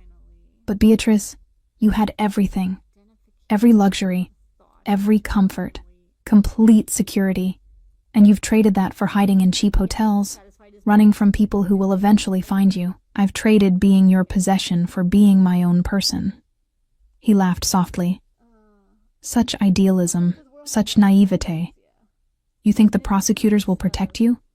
That some new identity in a foreign country will give you the life you want? You'll spend every day looking over your shoulder, wondering if that stranger in the cafe works for me. You'll never feel safe because you won't be safe. I have resources you can't imagine, patience you don't understand. I will find you. Eventually. Always. Maybe. But I'd rather spend my life looking over my shoulder in freedom than staring at gilded cages in captivity. Silence on the line. When he spoke again, his voice had changed. No longer conversational, but diamond hard, cutting. You're making a mistake that will cost you everything. But since you're determined to proceed down this path, I want you to know exactly what you're choosing. The prosecutor's case is built on financial records and your testimony. Without you, they have circumstantial evidence that my lawyers will dismantle easily. So you've become the key to their entire prosecution. Do you understand what that makes you, Beatrice? Not a person anymore. A tool. Evidence. Something to be used by one side to attack the other. At least I'll be useful for something real instead of decorative for your benefit. Very well. Since you insist on being useful, let me tell you what comes next. Tomorrow, I will release certain information about your history. Medical records, psychological evaluations, documentation of instability. By the time my lawyers finish, you'll be an unreliable witness with credibility destroyed. The prosecutors will drop you because you've become more liability than asset. And then you'll be alone, Beatrice. Truly alone. No legal protection, no resources, no leverage. Just a woman who betrayed her husband and lost everything in the process. The threat was so calculated, so comprehensive, it took my breath away. Giovanni had always been strategic, but now that strategy focused entirely on destroying me. I'll take my chances with the truth. There's no truth, Kara, only competing narratives, and mine has 12 years of careful construction behind it. Yours has 3 days of desperation. He paused. Last chance. Come home. We'll say you were ill, that stress and hormonal changes caused temporary instability. Dr. Ricci will document it all. You can return to your life, and we'll never speak of this again. My life? You mean your possession. Is there a difference? He said it like a genuine question, as though 12 years hadn't taught him that women were people rather than objects. Think carefully, Beatrice. Think about what you're throwing away. Think about how this ends for you. The line went dead. I stood holding the phone, my whole body shaking now. Not from fear, but from rage so pure it felt like electricity in my veins. He was right about some things. I would never feel completely safe again. The prosecutors were using me as much as Giovanni had, just for different purposes. My life from this point forward would be defined by choices made in these terrible days. But at least they would be my choices. My testimony. My voice, speaking truth that I'd spent 12 years being trained to suppress. I would rather live in uncertainty as myself than in certainty as Giovanni's creation. The next 36 hours stretched ahead like a dark tunnel. At the end was either freedom or destruction. There was no way to know which, until I reached it. But I would reach it on my own terms, moving forward under my own power. For the first time in 12 years, that mattered more than safety. The morning came with sunlight filtering through cheap curtains, casting stripes across the hotel room floor. I'd barely slept, my mind replaying Giovanni's call on an endless loop, analyzing each threat for weakness, searching for cracks in his comprehensive strategy to destroy me. 24 hours. Just 24 more hours until Greco's protection came through. until I could disappear into a new identity somewhere Giovanni's influence couldn't reach. The burner phone remained silent, neither Carmen checking in nor Giovanni calling back. The silence felt ominous rather than peaceful, a held breath before violence. I stayed in the room, ordering breakfast from the hotel's limited menu, eating mechanically while watching the courtyard through the window. Normal life continued below. Tourists planning their day, elderly locals sitting with morning coffee, children playing in the fountain. A world that existed parallel to mine, touching but never intersecting. By noon, the isolation was becoming unbearable. I'd spent 3 days hiding, first in a lighthouse, now in a hotel room. The walls were closing in, the air feeling thick and recycled. But leaving the room meant risk, meant being visible, potentially recognizable. I compromised by opening the window, letting in street sounds and fresh air. The town had a market day, apparently. Voices calling out prices, the smell of produce and flowers, the bustle of commerce. Life persisting despite individual dramas, indifferent to my terror. The burner phone finally buzzed mid-afternoon.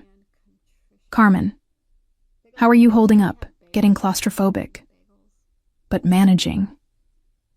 Any news? Greco says everything is on track. Paperwork processing, transportation arranged. Tomorrow afternoon you'll be relocated. Where? Can't say yet.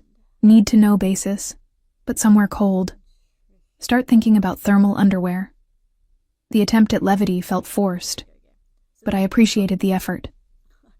Giovanni called last night, said he'll destroy my credibility before trial. Long pause before Carmen's response. He can try, but your testimony corroborates documented evidence.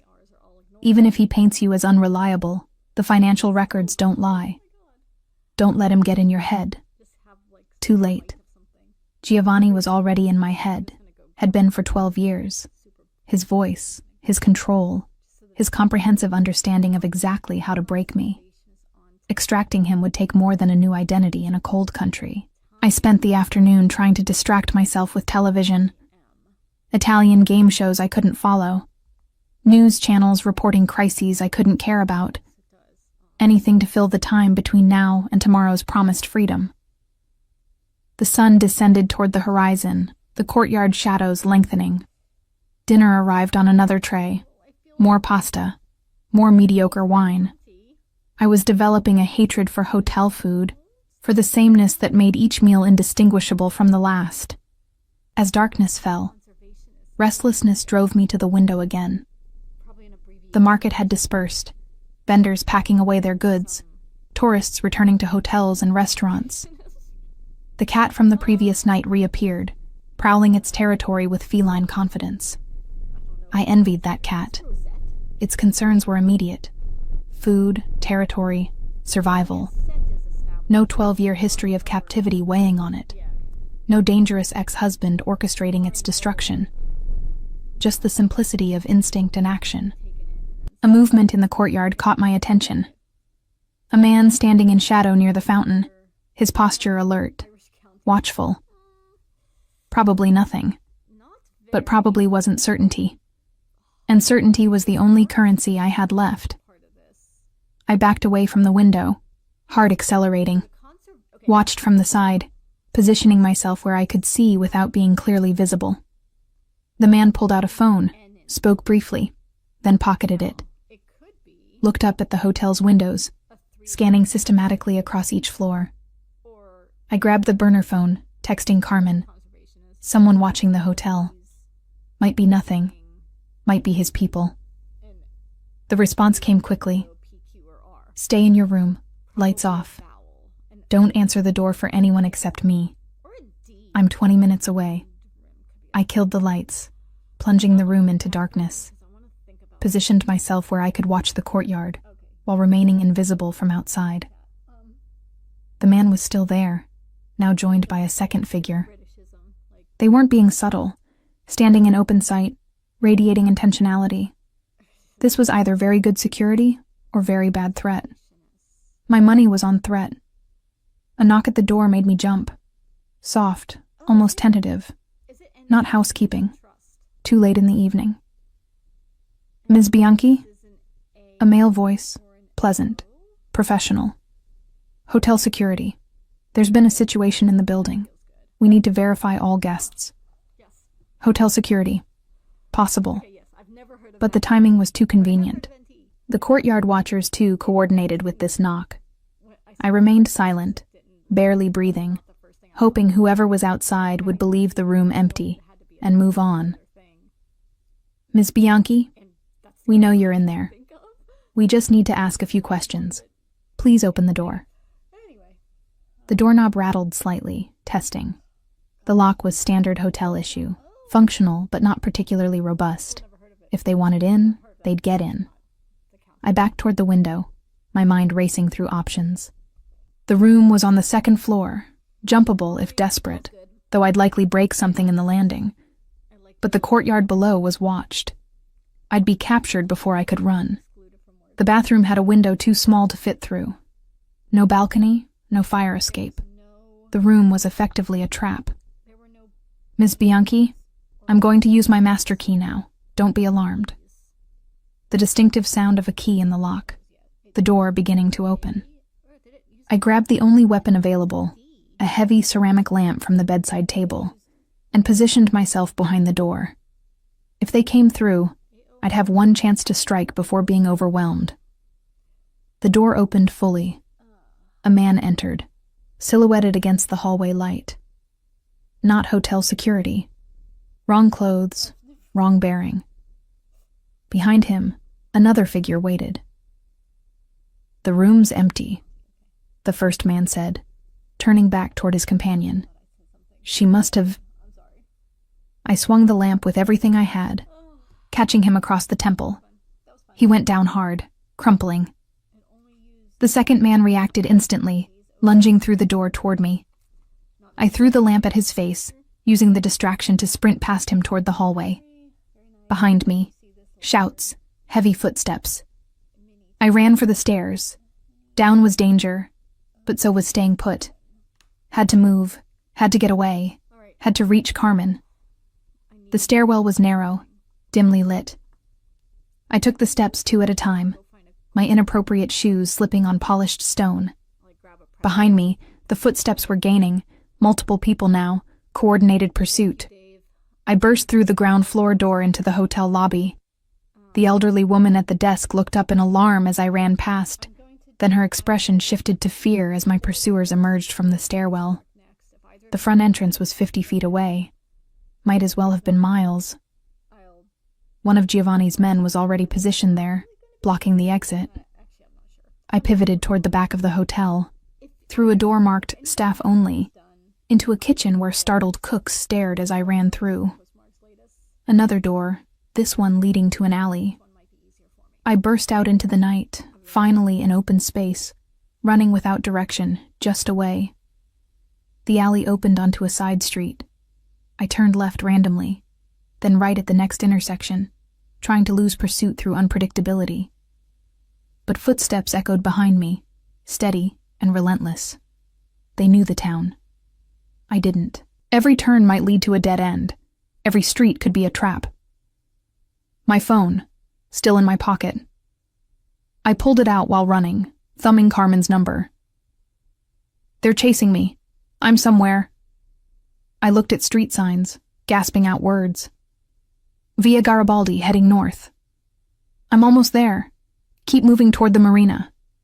You remember which one? Where we arrived? Yes. Barely. Terror was making memory unreliable, making everything except the immediate need to run feel distant and abstract. I turned toward what I hoped was north, toward the water, toward boats and escape. The streets were emptying as evening progressed. Tourists returning to hotels, locals finishing their business. Soon I would be visible in empty streets, no crowd to hide in. A car screeched around a corner ahead of me, blocking the street. Giovanni's people, coordinating, cutting off escape routes. I turned again, down a narrower alley between buildings so close I could touch both walls. The alley terminated at a wall too high to climb. Dead end. Behind me, footsteps approached. Casual now, victorious. They had me cornered. I spun, back against the wall, looking for anything to use as a weapon. Found nothing. Just my body and voice, and the fury that had been building for 12 years. "I'm not going back," I said as the men approached. "You'll have to drag me, and I'll fight every step. I'll scream. I'll make a scene. I'll do everything to make this visible." The lead man, not the one I'd hit with the lamp, a different one, smiled without warmth. "Mrs. Martelli, Mr. Giovanni simply wants to talk, to reach an understanding. No one needs to be hurt." "Then leave. Let me go. Tell him I'm not interested in talking." "I'm afraid that's not an option.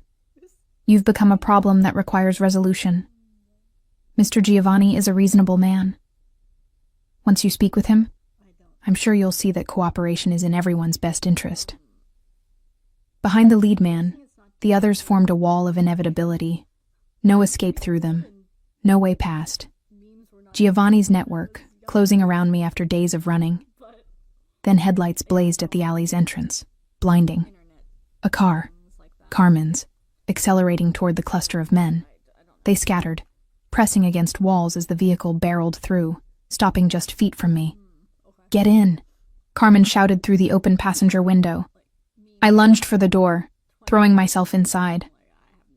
Carmen was already reversing before I'd fully closed it, backing out of the alley at dangerous speed. Giovanni's men regrouped quickly, running toward us. But Carmen executed a flawless reverse turn, the car spinning to face forward, then accelerating away from pursuit. "Are you hurt?" she asked, navigating through narrow streets with practiced expertise. "No, shaken. They were at the hotel." "How did they find me?" "Money and connections. Giovanni put your photo everywhere. Probably someone who works at the hotel recognized you, made a call. €1,000,000 is very motivating." We reached the marina, abandoning the car and running toward Carmen's boat. Behind us, car engines, pursuit continuing. But we reached the dock first, Carmen starting the engine while I cast off lines with clumsy, adrenaline-fueled fingers. The boat pulled away just as Giovanni's men reached the marina. One of them pulled a gun. I saw it in the dock lights, but didn't fire. Too many witnesses, too public. They could chase but not kill. Not here. Not where it would be visible. We accelerated into open water, the town's lights receding behind us. My whole body shook with aftershock, fear draining now that immediate danger had passed. "Where are we going?" I managed. "Greco's arranging emergency extraction. We're meeting a contact up the coast who'll get you to Rome tonight instead of tomorrow. The situation's accelerated. We can't wait another 24 hours." I nodded, unable to form words. Everything had become real in a way it hadn't before. Running had been abstract, theoretical. Now I'd felt their hands reaching for me, heard Giovanni's voice promising destruction. The threat was no longer future tense.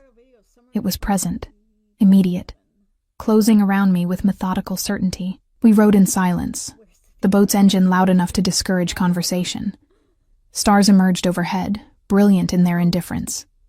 Beautiful night, terrible circumstances, the usual Italian contradiction. After an hour, Carmen cut the engine, letting us drift near a rocky outcropping where another boat waited, larger, official-looking. "That's our connection," she said. "They'll take you to Rome, get you processed into protection tonight. By morning, you'll be gone." "Gone where?" "I honestly don't know. That's handled above my level. But somewhere far from here. Somewhere Giovanni's reach doesn't extend." I looked at Carmen, this woman I'd known less than a week, who'd risked her own safety to help me, who'd offered alliance when I'd been utterly alone. "Thank you," I said, inadequate but sincere. "For everything. Just survive this, Beatrice. Survive and testify. Make Giovanni's empire pay for what it's done to you and all the women before you. That'll be thanks enough." The transfer happened quickly. Climbing from Carmen's boat to the official vessel, being greeted by serious men in government-issued jackets, being wrapped in a blanket despite the night's relative warmth. Carmen waved once as we pulled away, her boat turning back toward whatever life awaited her after this crisis. I watched her disappear into darkness, then turned my attention forward, toward Rome, toward protection, toward whatever version of freedom waited on the other side of testimony. The official boat moved fast, cutting through dark water with purpose. One of the men, introduced as Agent Rossi, sat beside me, explaining procedures in calm, professional tones. When we arrive in Rome, you'll be taken to a secure facility for final witness prep. Your legal statement will be recorded. Tomorrow, you'll be moved to your relocation destination. After that, you'll have no contact with anyone from your previous life until after the trial. Do you understand? I understood. I was being erased, reformed, given a new shape to fit the needs of prosecution. The woman who'd been Beatrice Martelli would disappear, replaced by someone with a different name, a different history, a different future. It was exactly what I'd asked for. Freedom from Giovanni's control. But sitting on that boat in the darkness, heading toward a future I couldn't imagine, I felt not liberation but vertigo. Everything I'd known, good or bad, was ending. What came after was uncertainty, compounded on uncertainty. "Are you all right?" Agent Rossi asked, noticing my expression. "I don't know," I admitted. "Ask me in a year." "Fair enough," he said with a slight smile. "For what it's worth, you're doing the right thing. Men like Martelli don't stop unless someone stops them. You're being very brave." Was I brave, or simply desperate? Did the distinction matter if the outcome was the same? Rome appeared on the horizon, a dome of light against the night sky. The eternal city, where empires rose and fell across millennia. One more was about to fall, brought down not by armies but by a woman's testimony. I hoped I would live long enough to see it collapse. The secure facility in Rome was exactly what I'd imagined a government safe house would be. Deliberately anonymous, comfortable enough to be tolerable, but stripped of any personality that might make it feel like home. The room where I spent the next 18 hours preparing my testimony could have been anywhere, containing only furniture necessary for function. A table, recording equipment, Agent Rossi, and 2 prosecutors I hadn't met before. We went through everything. Every dinner party, every overheard conversation, every financial transaction I'd witnessed, every associate I could identify. My 12 years of careful invisibility had been an accidental intelligence-gathering operation. I'd absorbed names, dates, connections without realizing I was doing so. "This is comprehensive," one of the new prosecutors said, reviewing my statement. "With what you've provided, we can connect Martelli to at least 15 separate criminal enterprises. Money laundering, tax evasion, witness intimidation, possibly even 3 unsolved disappearances." "Will it be enough?" I asked. "To actually convict him?" "In combination with the financial records and other testimony we've gathered? Yes, we believe so. He'll go to trial within 6 months, possibly sooner. The case is too strong for his lawyers to dismiss." 6 months. Giovanni would spend that time free on bail, using every resource to either discredit me or eliminate me. The witness protection was supposed to prevent the latter, but supposed to wasn't certainty. By evening, my official statement was complete, recorded, signed. I was no longer just Beatrice Martelli. I was now State Witness 247, identity sealed, testimony classified until trial. "Tomorrow morning, 6 a.m., you'll be transported to the airport," Agent Rossi explained. "From there, a flight to your relocation destination. Your new identity documents will be provided en route. You'll have support personnel when you arrive, language tutors if necessary, employment assistance, housing arranged. Everything you need to build a new life." What happens to my old life? My things from the villa? Seized as evidence, unfortunately. Anything from your apartment before the marriage? There is no apartment. Giovanni made me give it up when we married. Everything I owned is at the villa. The realization hit me then, fully and completely.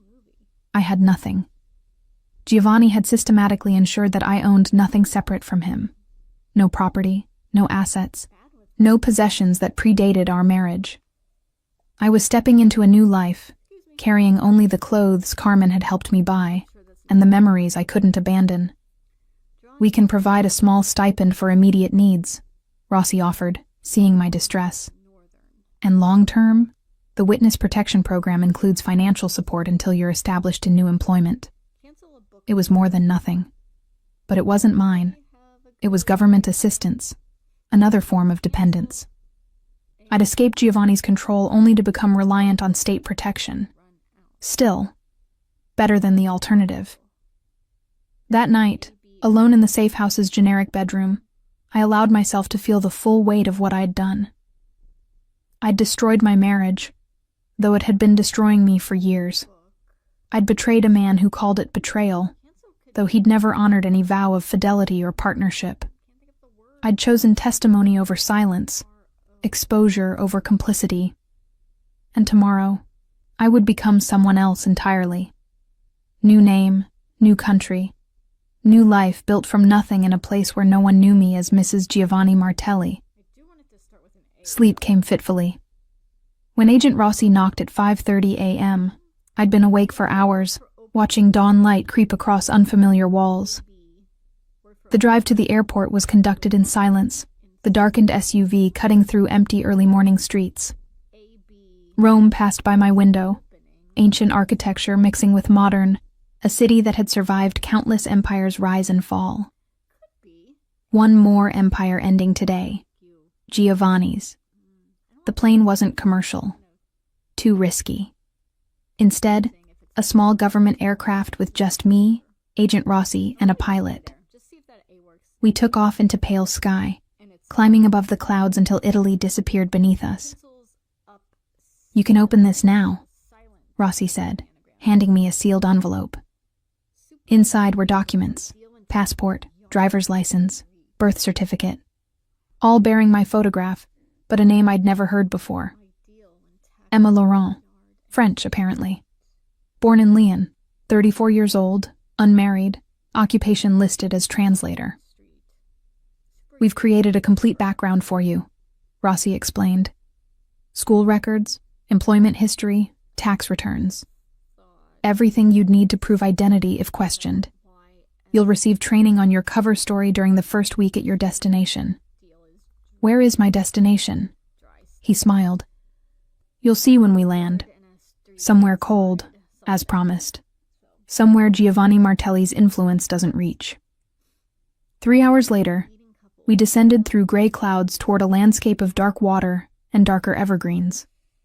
The airport was small, functional, the signs in a language I didn't recognize immediately until I remembered Carmen's hint about Scandinavia.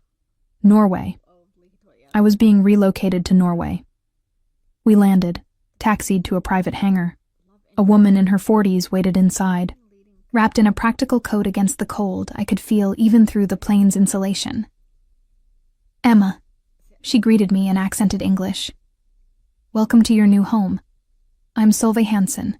I'll be your case coordinator." Emma, not Beatrice. That woman no longer existed. I had to learn to respond to this new name, to inhabit this new identity as completely as I'd once inhabited Mrs. Martelli. We drove through a landscape so different from Italy it felt alien. Pine forests, fjords, mountains capped with early snow. The light itself was different, cooler, more diffuse. Beautiful, but a beauty that felt distant and reserved compared to the Mediterranean's warmth. "Your apartment is in Bergen," Solveig explained. "Second largest city, international community, easy to blend in. We've enrolled you in intensive Norwegian lessons starting next week. For now, you can manage with English. Most people here speak it well. But eventual fluency will help with integration. Integration. Becoming part of this place. Building a life here." It seemed impossible, abstract. I was still emotionally in Italy, fleeing through alleys, hiding in lighthouses, existing in the past even while being physically transported to the future. The apartment was modest. 1 bedroom, small kitchen, living space with windows overlooking the harbor. Simple furniture, impersonal but clean. On the table was a welcome packet with maps, emergency numbers, instructions for various services.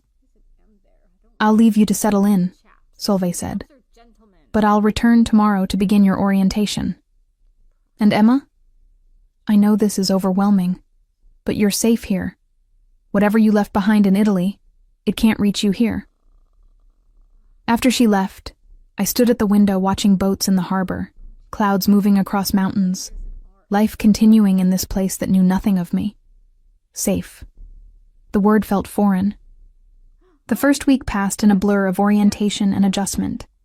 Norwegian lessons filled mornings, harsh sounds and unfamiliar grammar that my mind struggled to absorb. Afternoons were spent learning the city, identifying resources, building a mental map of this new territory. Solveig checked in daily, bringing practical necessities, answering questions, maintaining the connection that kept me from completely floating free of reality. On the 8th day, she brought news. "The trial date has been set. 5 months from now, you'll need to return to Italy to testify. But until then, you continue building your life here." 5 months of suspended existence, waiting for the moment when I would return to Italy and confront Giovanni in court. The thought was simultaneously terrifying and necessary. What if... I hesitated. What if he finds me before then? He won't. The protection protocols are comprehensive. Only 3 people know your location: me, your case supervisor in Rome, and 1 other security coordinator. That information isn't accessible to anyone else. 3 people. 3 possible points of failure. I'd learned not to trust systems completely, not after 12 years with Giovanni, who'd made a career of exploiting system weaknesses. But I had no choice except trust, or paranoia, and paranoia was no way to live. I began building a routine: morning language lessons, afternoon walks through Bergen's winding streets, evening meals prepared in my small kitchen. Slowly, the city became familiar. I learned which streets offered the best views, which cafes served good coffee, which shops catered to international residents. I was integrating, becoming Emma Laurent. But at night, alone in the apartment, I was still Beatrice Martelli, still the woman who'd fled through alleys, still hearing Giovanni's voice promising destruction, still feeling the terror of being hunted. 2 months into my relocation, I had a dream. Not a nightmare, though those came regularly too. This was different. I was back at the villa, but it was empty. All of Giovanni's furniture, his artwork, his carefully curated possessions, gone. Just bare rooms and echoing silence. I walked through the empty spaces, seeing them clearly for the first time without the distraction of luxury. The villa was beautiful, but it was just a building. Without Giovanni's presence filling it, controlling it, defining it, it became simply stone and glass and wood. Not a prison, not a palace, just architecture. I woke from the dream with unexpected clarity. For 12 years, I'd lived in Giovanni's world, defined by his choices, shaped by his control. Even in escaping, I'd been reacting to him, running from his reach, testifying against his empire, building a new life in opposition to the old one. But Giovanni wasn't here. His influence didn't extend to this cold northern city. The only place he existed was in my memory, in the fear I continued to carry. At some point, I needed to stop running from what had been and start moving toward what could be. 3 months after arriving in Bergen, I met someone. Nothing romantic. I was far from ready for that complication, but a genuine connection nonetheless. Her name was Karina, a Norwegian woman about my age who worked at the language school. We'd been making small talk after class when she invited me for coffee. "You seem lonely," she said directly, in that blunt way I was learning was culturally acceptable here. "I thought maybe you could use a friend." I could, desperately. But friendship required vulnerability, required sharing pieces of myself. And most of myself was classified information, sealed behind the Emma Laurent cover story. "I'm Emma," I said carefully. "I moved here recently from France. Work opportunity fell through, so I'm figuring out my next steps." The lie came easily. I'd been practicing it for months. "What did you do in France?" "Translation work, freelance. I'm trying to transition to something more stable, more lies." But they flowed naturally now, the cover story becoming almost believable even to me. Over coffee, Karina told me about Bergen, the best hiking trails, the music scene, the challenges of winter darkness, and the glory of summer midnight sun. Normal conversation about normal topics. I hadn't realized how much I'd missed normal. We began meeting regularly, never anything too intimate. Karina respected boundaries in that Scandinavian way. But the weekly coffee became something to look forward to, a connection to life happening now, rather than life left behind. 4 months after relocation, Solveig brought news that changed everything. "Giovanni has been arrested," she said, sitting across from me in my small apartment. "Charged with the crimes your testimony documented. He's currently being held on bail, but restricted travel. The trial proceeds as scheduled." Arrested. Giovanni, who'd controlled everything, who'd orchestrated empires and destroyed opposition, was now in the custody of the Italian justice system. How is that possible?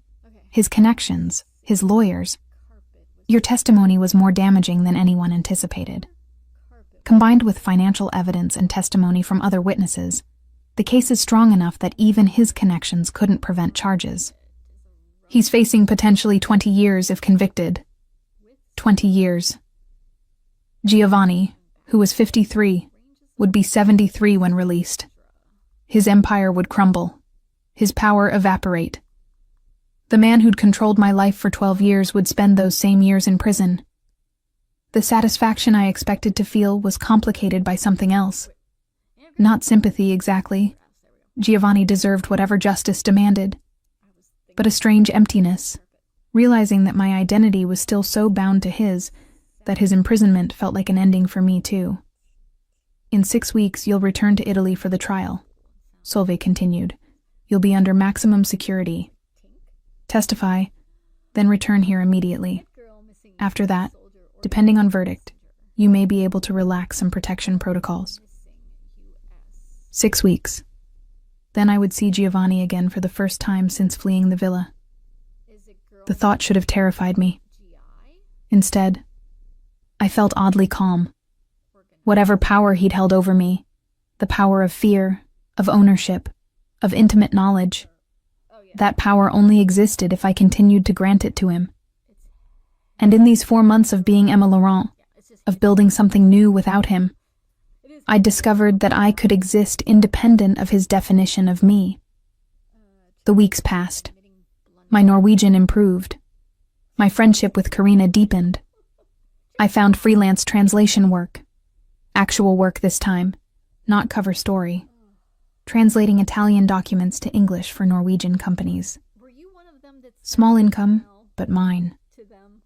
Earned through skill, rather than given as control. The night before returning to Italy, I stood at my apartment window watching the harbor. Snow was beginning to fall. Early winter arriving in Bergen. Beautiful and cold and nothing like the Mediterranean warmth I'd known. But I was learning to appreciate this different beauty. Learning that home wasn't a place but a state of being. That freedom wasn't the absence of constraint, but the presence of choice. Tomorrow I would return to Italy, would testify against Giovanni in open court, would expose 12 years of captivity masquerading as marriage, and then I would return here, to Bergen, to Emma Laurent, to the life I was building one choice at a time. The trial began on a gray morning in Rome. The courthouse was surrounded by press, by protesters claiming Giovanni's innocence. by curious onlookers drawn to spectacle. I entered through a secure entrance, flanked by Agent Rossi and 2 other security personnel. Walked through corridors designed to keep witnesses separate from defendants. The courtroom was formal, imposing. I took my seat in the witness box, my hands clasped to stop their trembling. And then Giovanni entered. He looked smaller than I remembered, or perhaps I'd grown larger in his absence. Prison time had aged him, new lines around his eyes, gray threading more obviously through his hair, but his gaze, when it found me, held the same intensity it always had. "State your name for the record," the prosecutor requested. "Beatrice Martelli," I said, using my real name in public for the first time in months. "Formerly wife to the defendant." Giovanni's expression didn't change, but I saw something flicker in his eyes. Recognition of what was about to happen, perhaps. Or acknowledgement that I'd done what he thought impossible. I'd escaped.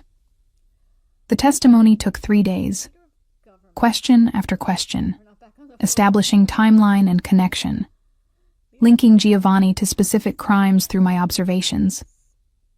His lawyers objected constantly, trying to undermine my credibility, but the evidence was comprehensive.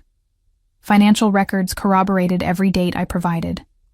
Other witnesses confirmed details I supplied. The case was overwhelming. On the 4th day, I was released from testimony. As I left the courtroom, I passed Giovanni being led back to custody. Our eyes met for a brief moment. He nodded slightly. Acknowledgement or respect, or simply acceptance that this was how it ended between us. I didn't return the gesture. Simply turned away, walking toward the exit, toward Agent Rossi, toward the plane waiting to carry me back to Bergen. The verdict came 3 weeks later. Guilty on 15 counts. 23 years in prison. Giovanni's empire, built over decades, dismantled in days. I received the news in my Bergen apartment, Solveig calling to inform me officially. "It's over," she said. "You did it. You can start truly moving forward now." Moving forward. I'd been doing that already, small steps building toward something resembling a life. But now the weight of looking back could ease. Giovanni was contained, his threat neutralized. That evening, I met Karina for coffee, told her, carefully, that some legal issues from my past had finally been resolved. "Whatever it was," she said, "I hope it brings you peace." Peace. Not yet. But maybe someday. I walked home through early winter darkness, snow falling softly. My apartment waited, warm and simple. Tomorrow I had language lessons, then translation work, then dinner with Karina and some of her friends who were becoming my friends too. Small life. Honest life. Mine. The woman who'd been Beatrice Martelli. Trophy wife. Decorative possession. Carefully controlled accessory. No longer existed. But Emma Laurent did. Building herself one choice at a time. Free in ways that had nothing to do with Giovanni's absence and everything to do with her own presence. I unlocked my apartment door, stepped inside my small chosen space.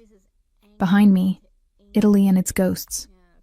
Ahead, an unknown future in this cold northern place. But the future was mine to shape. And that, finally, was enough.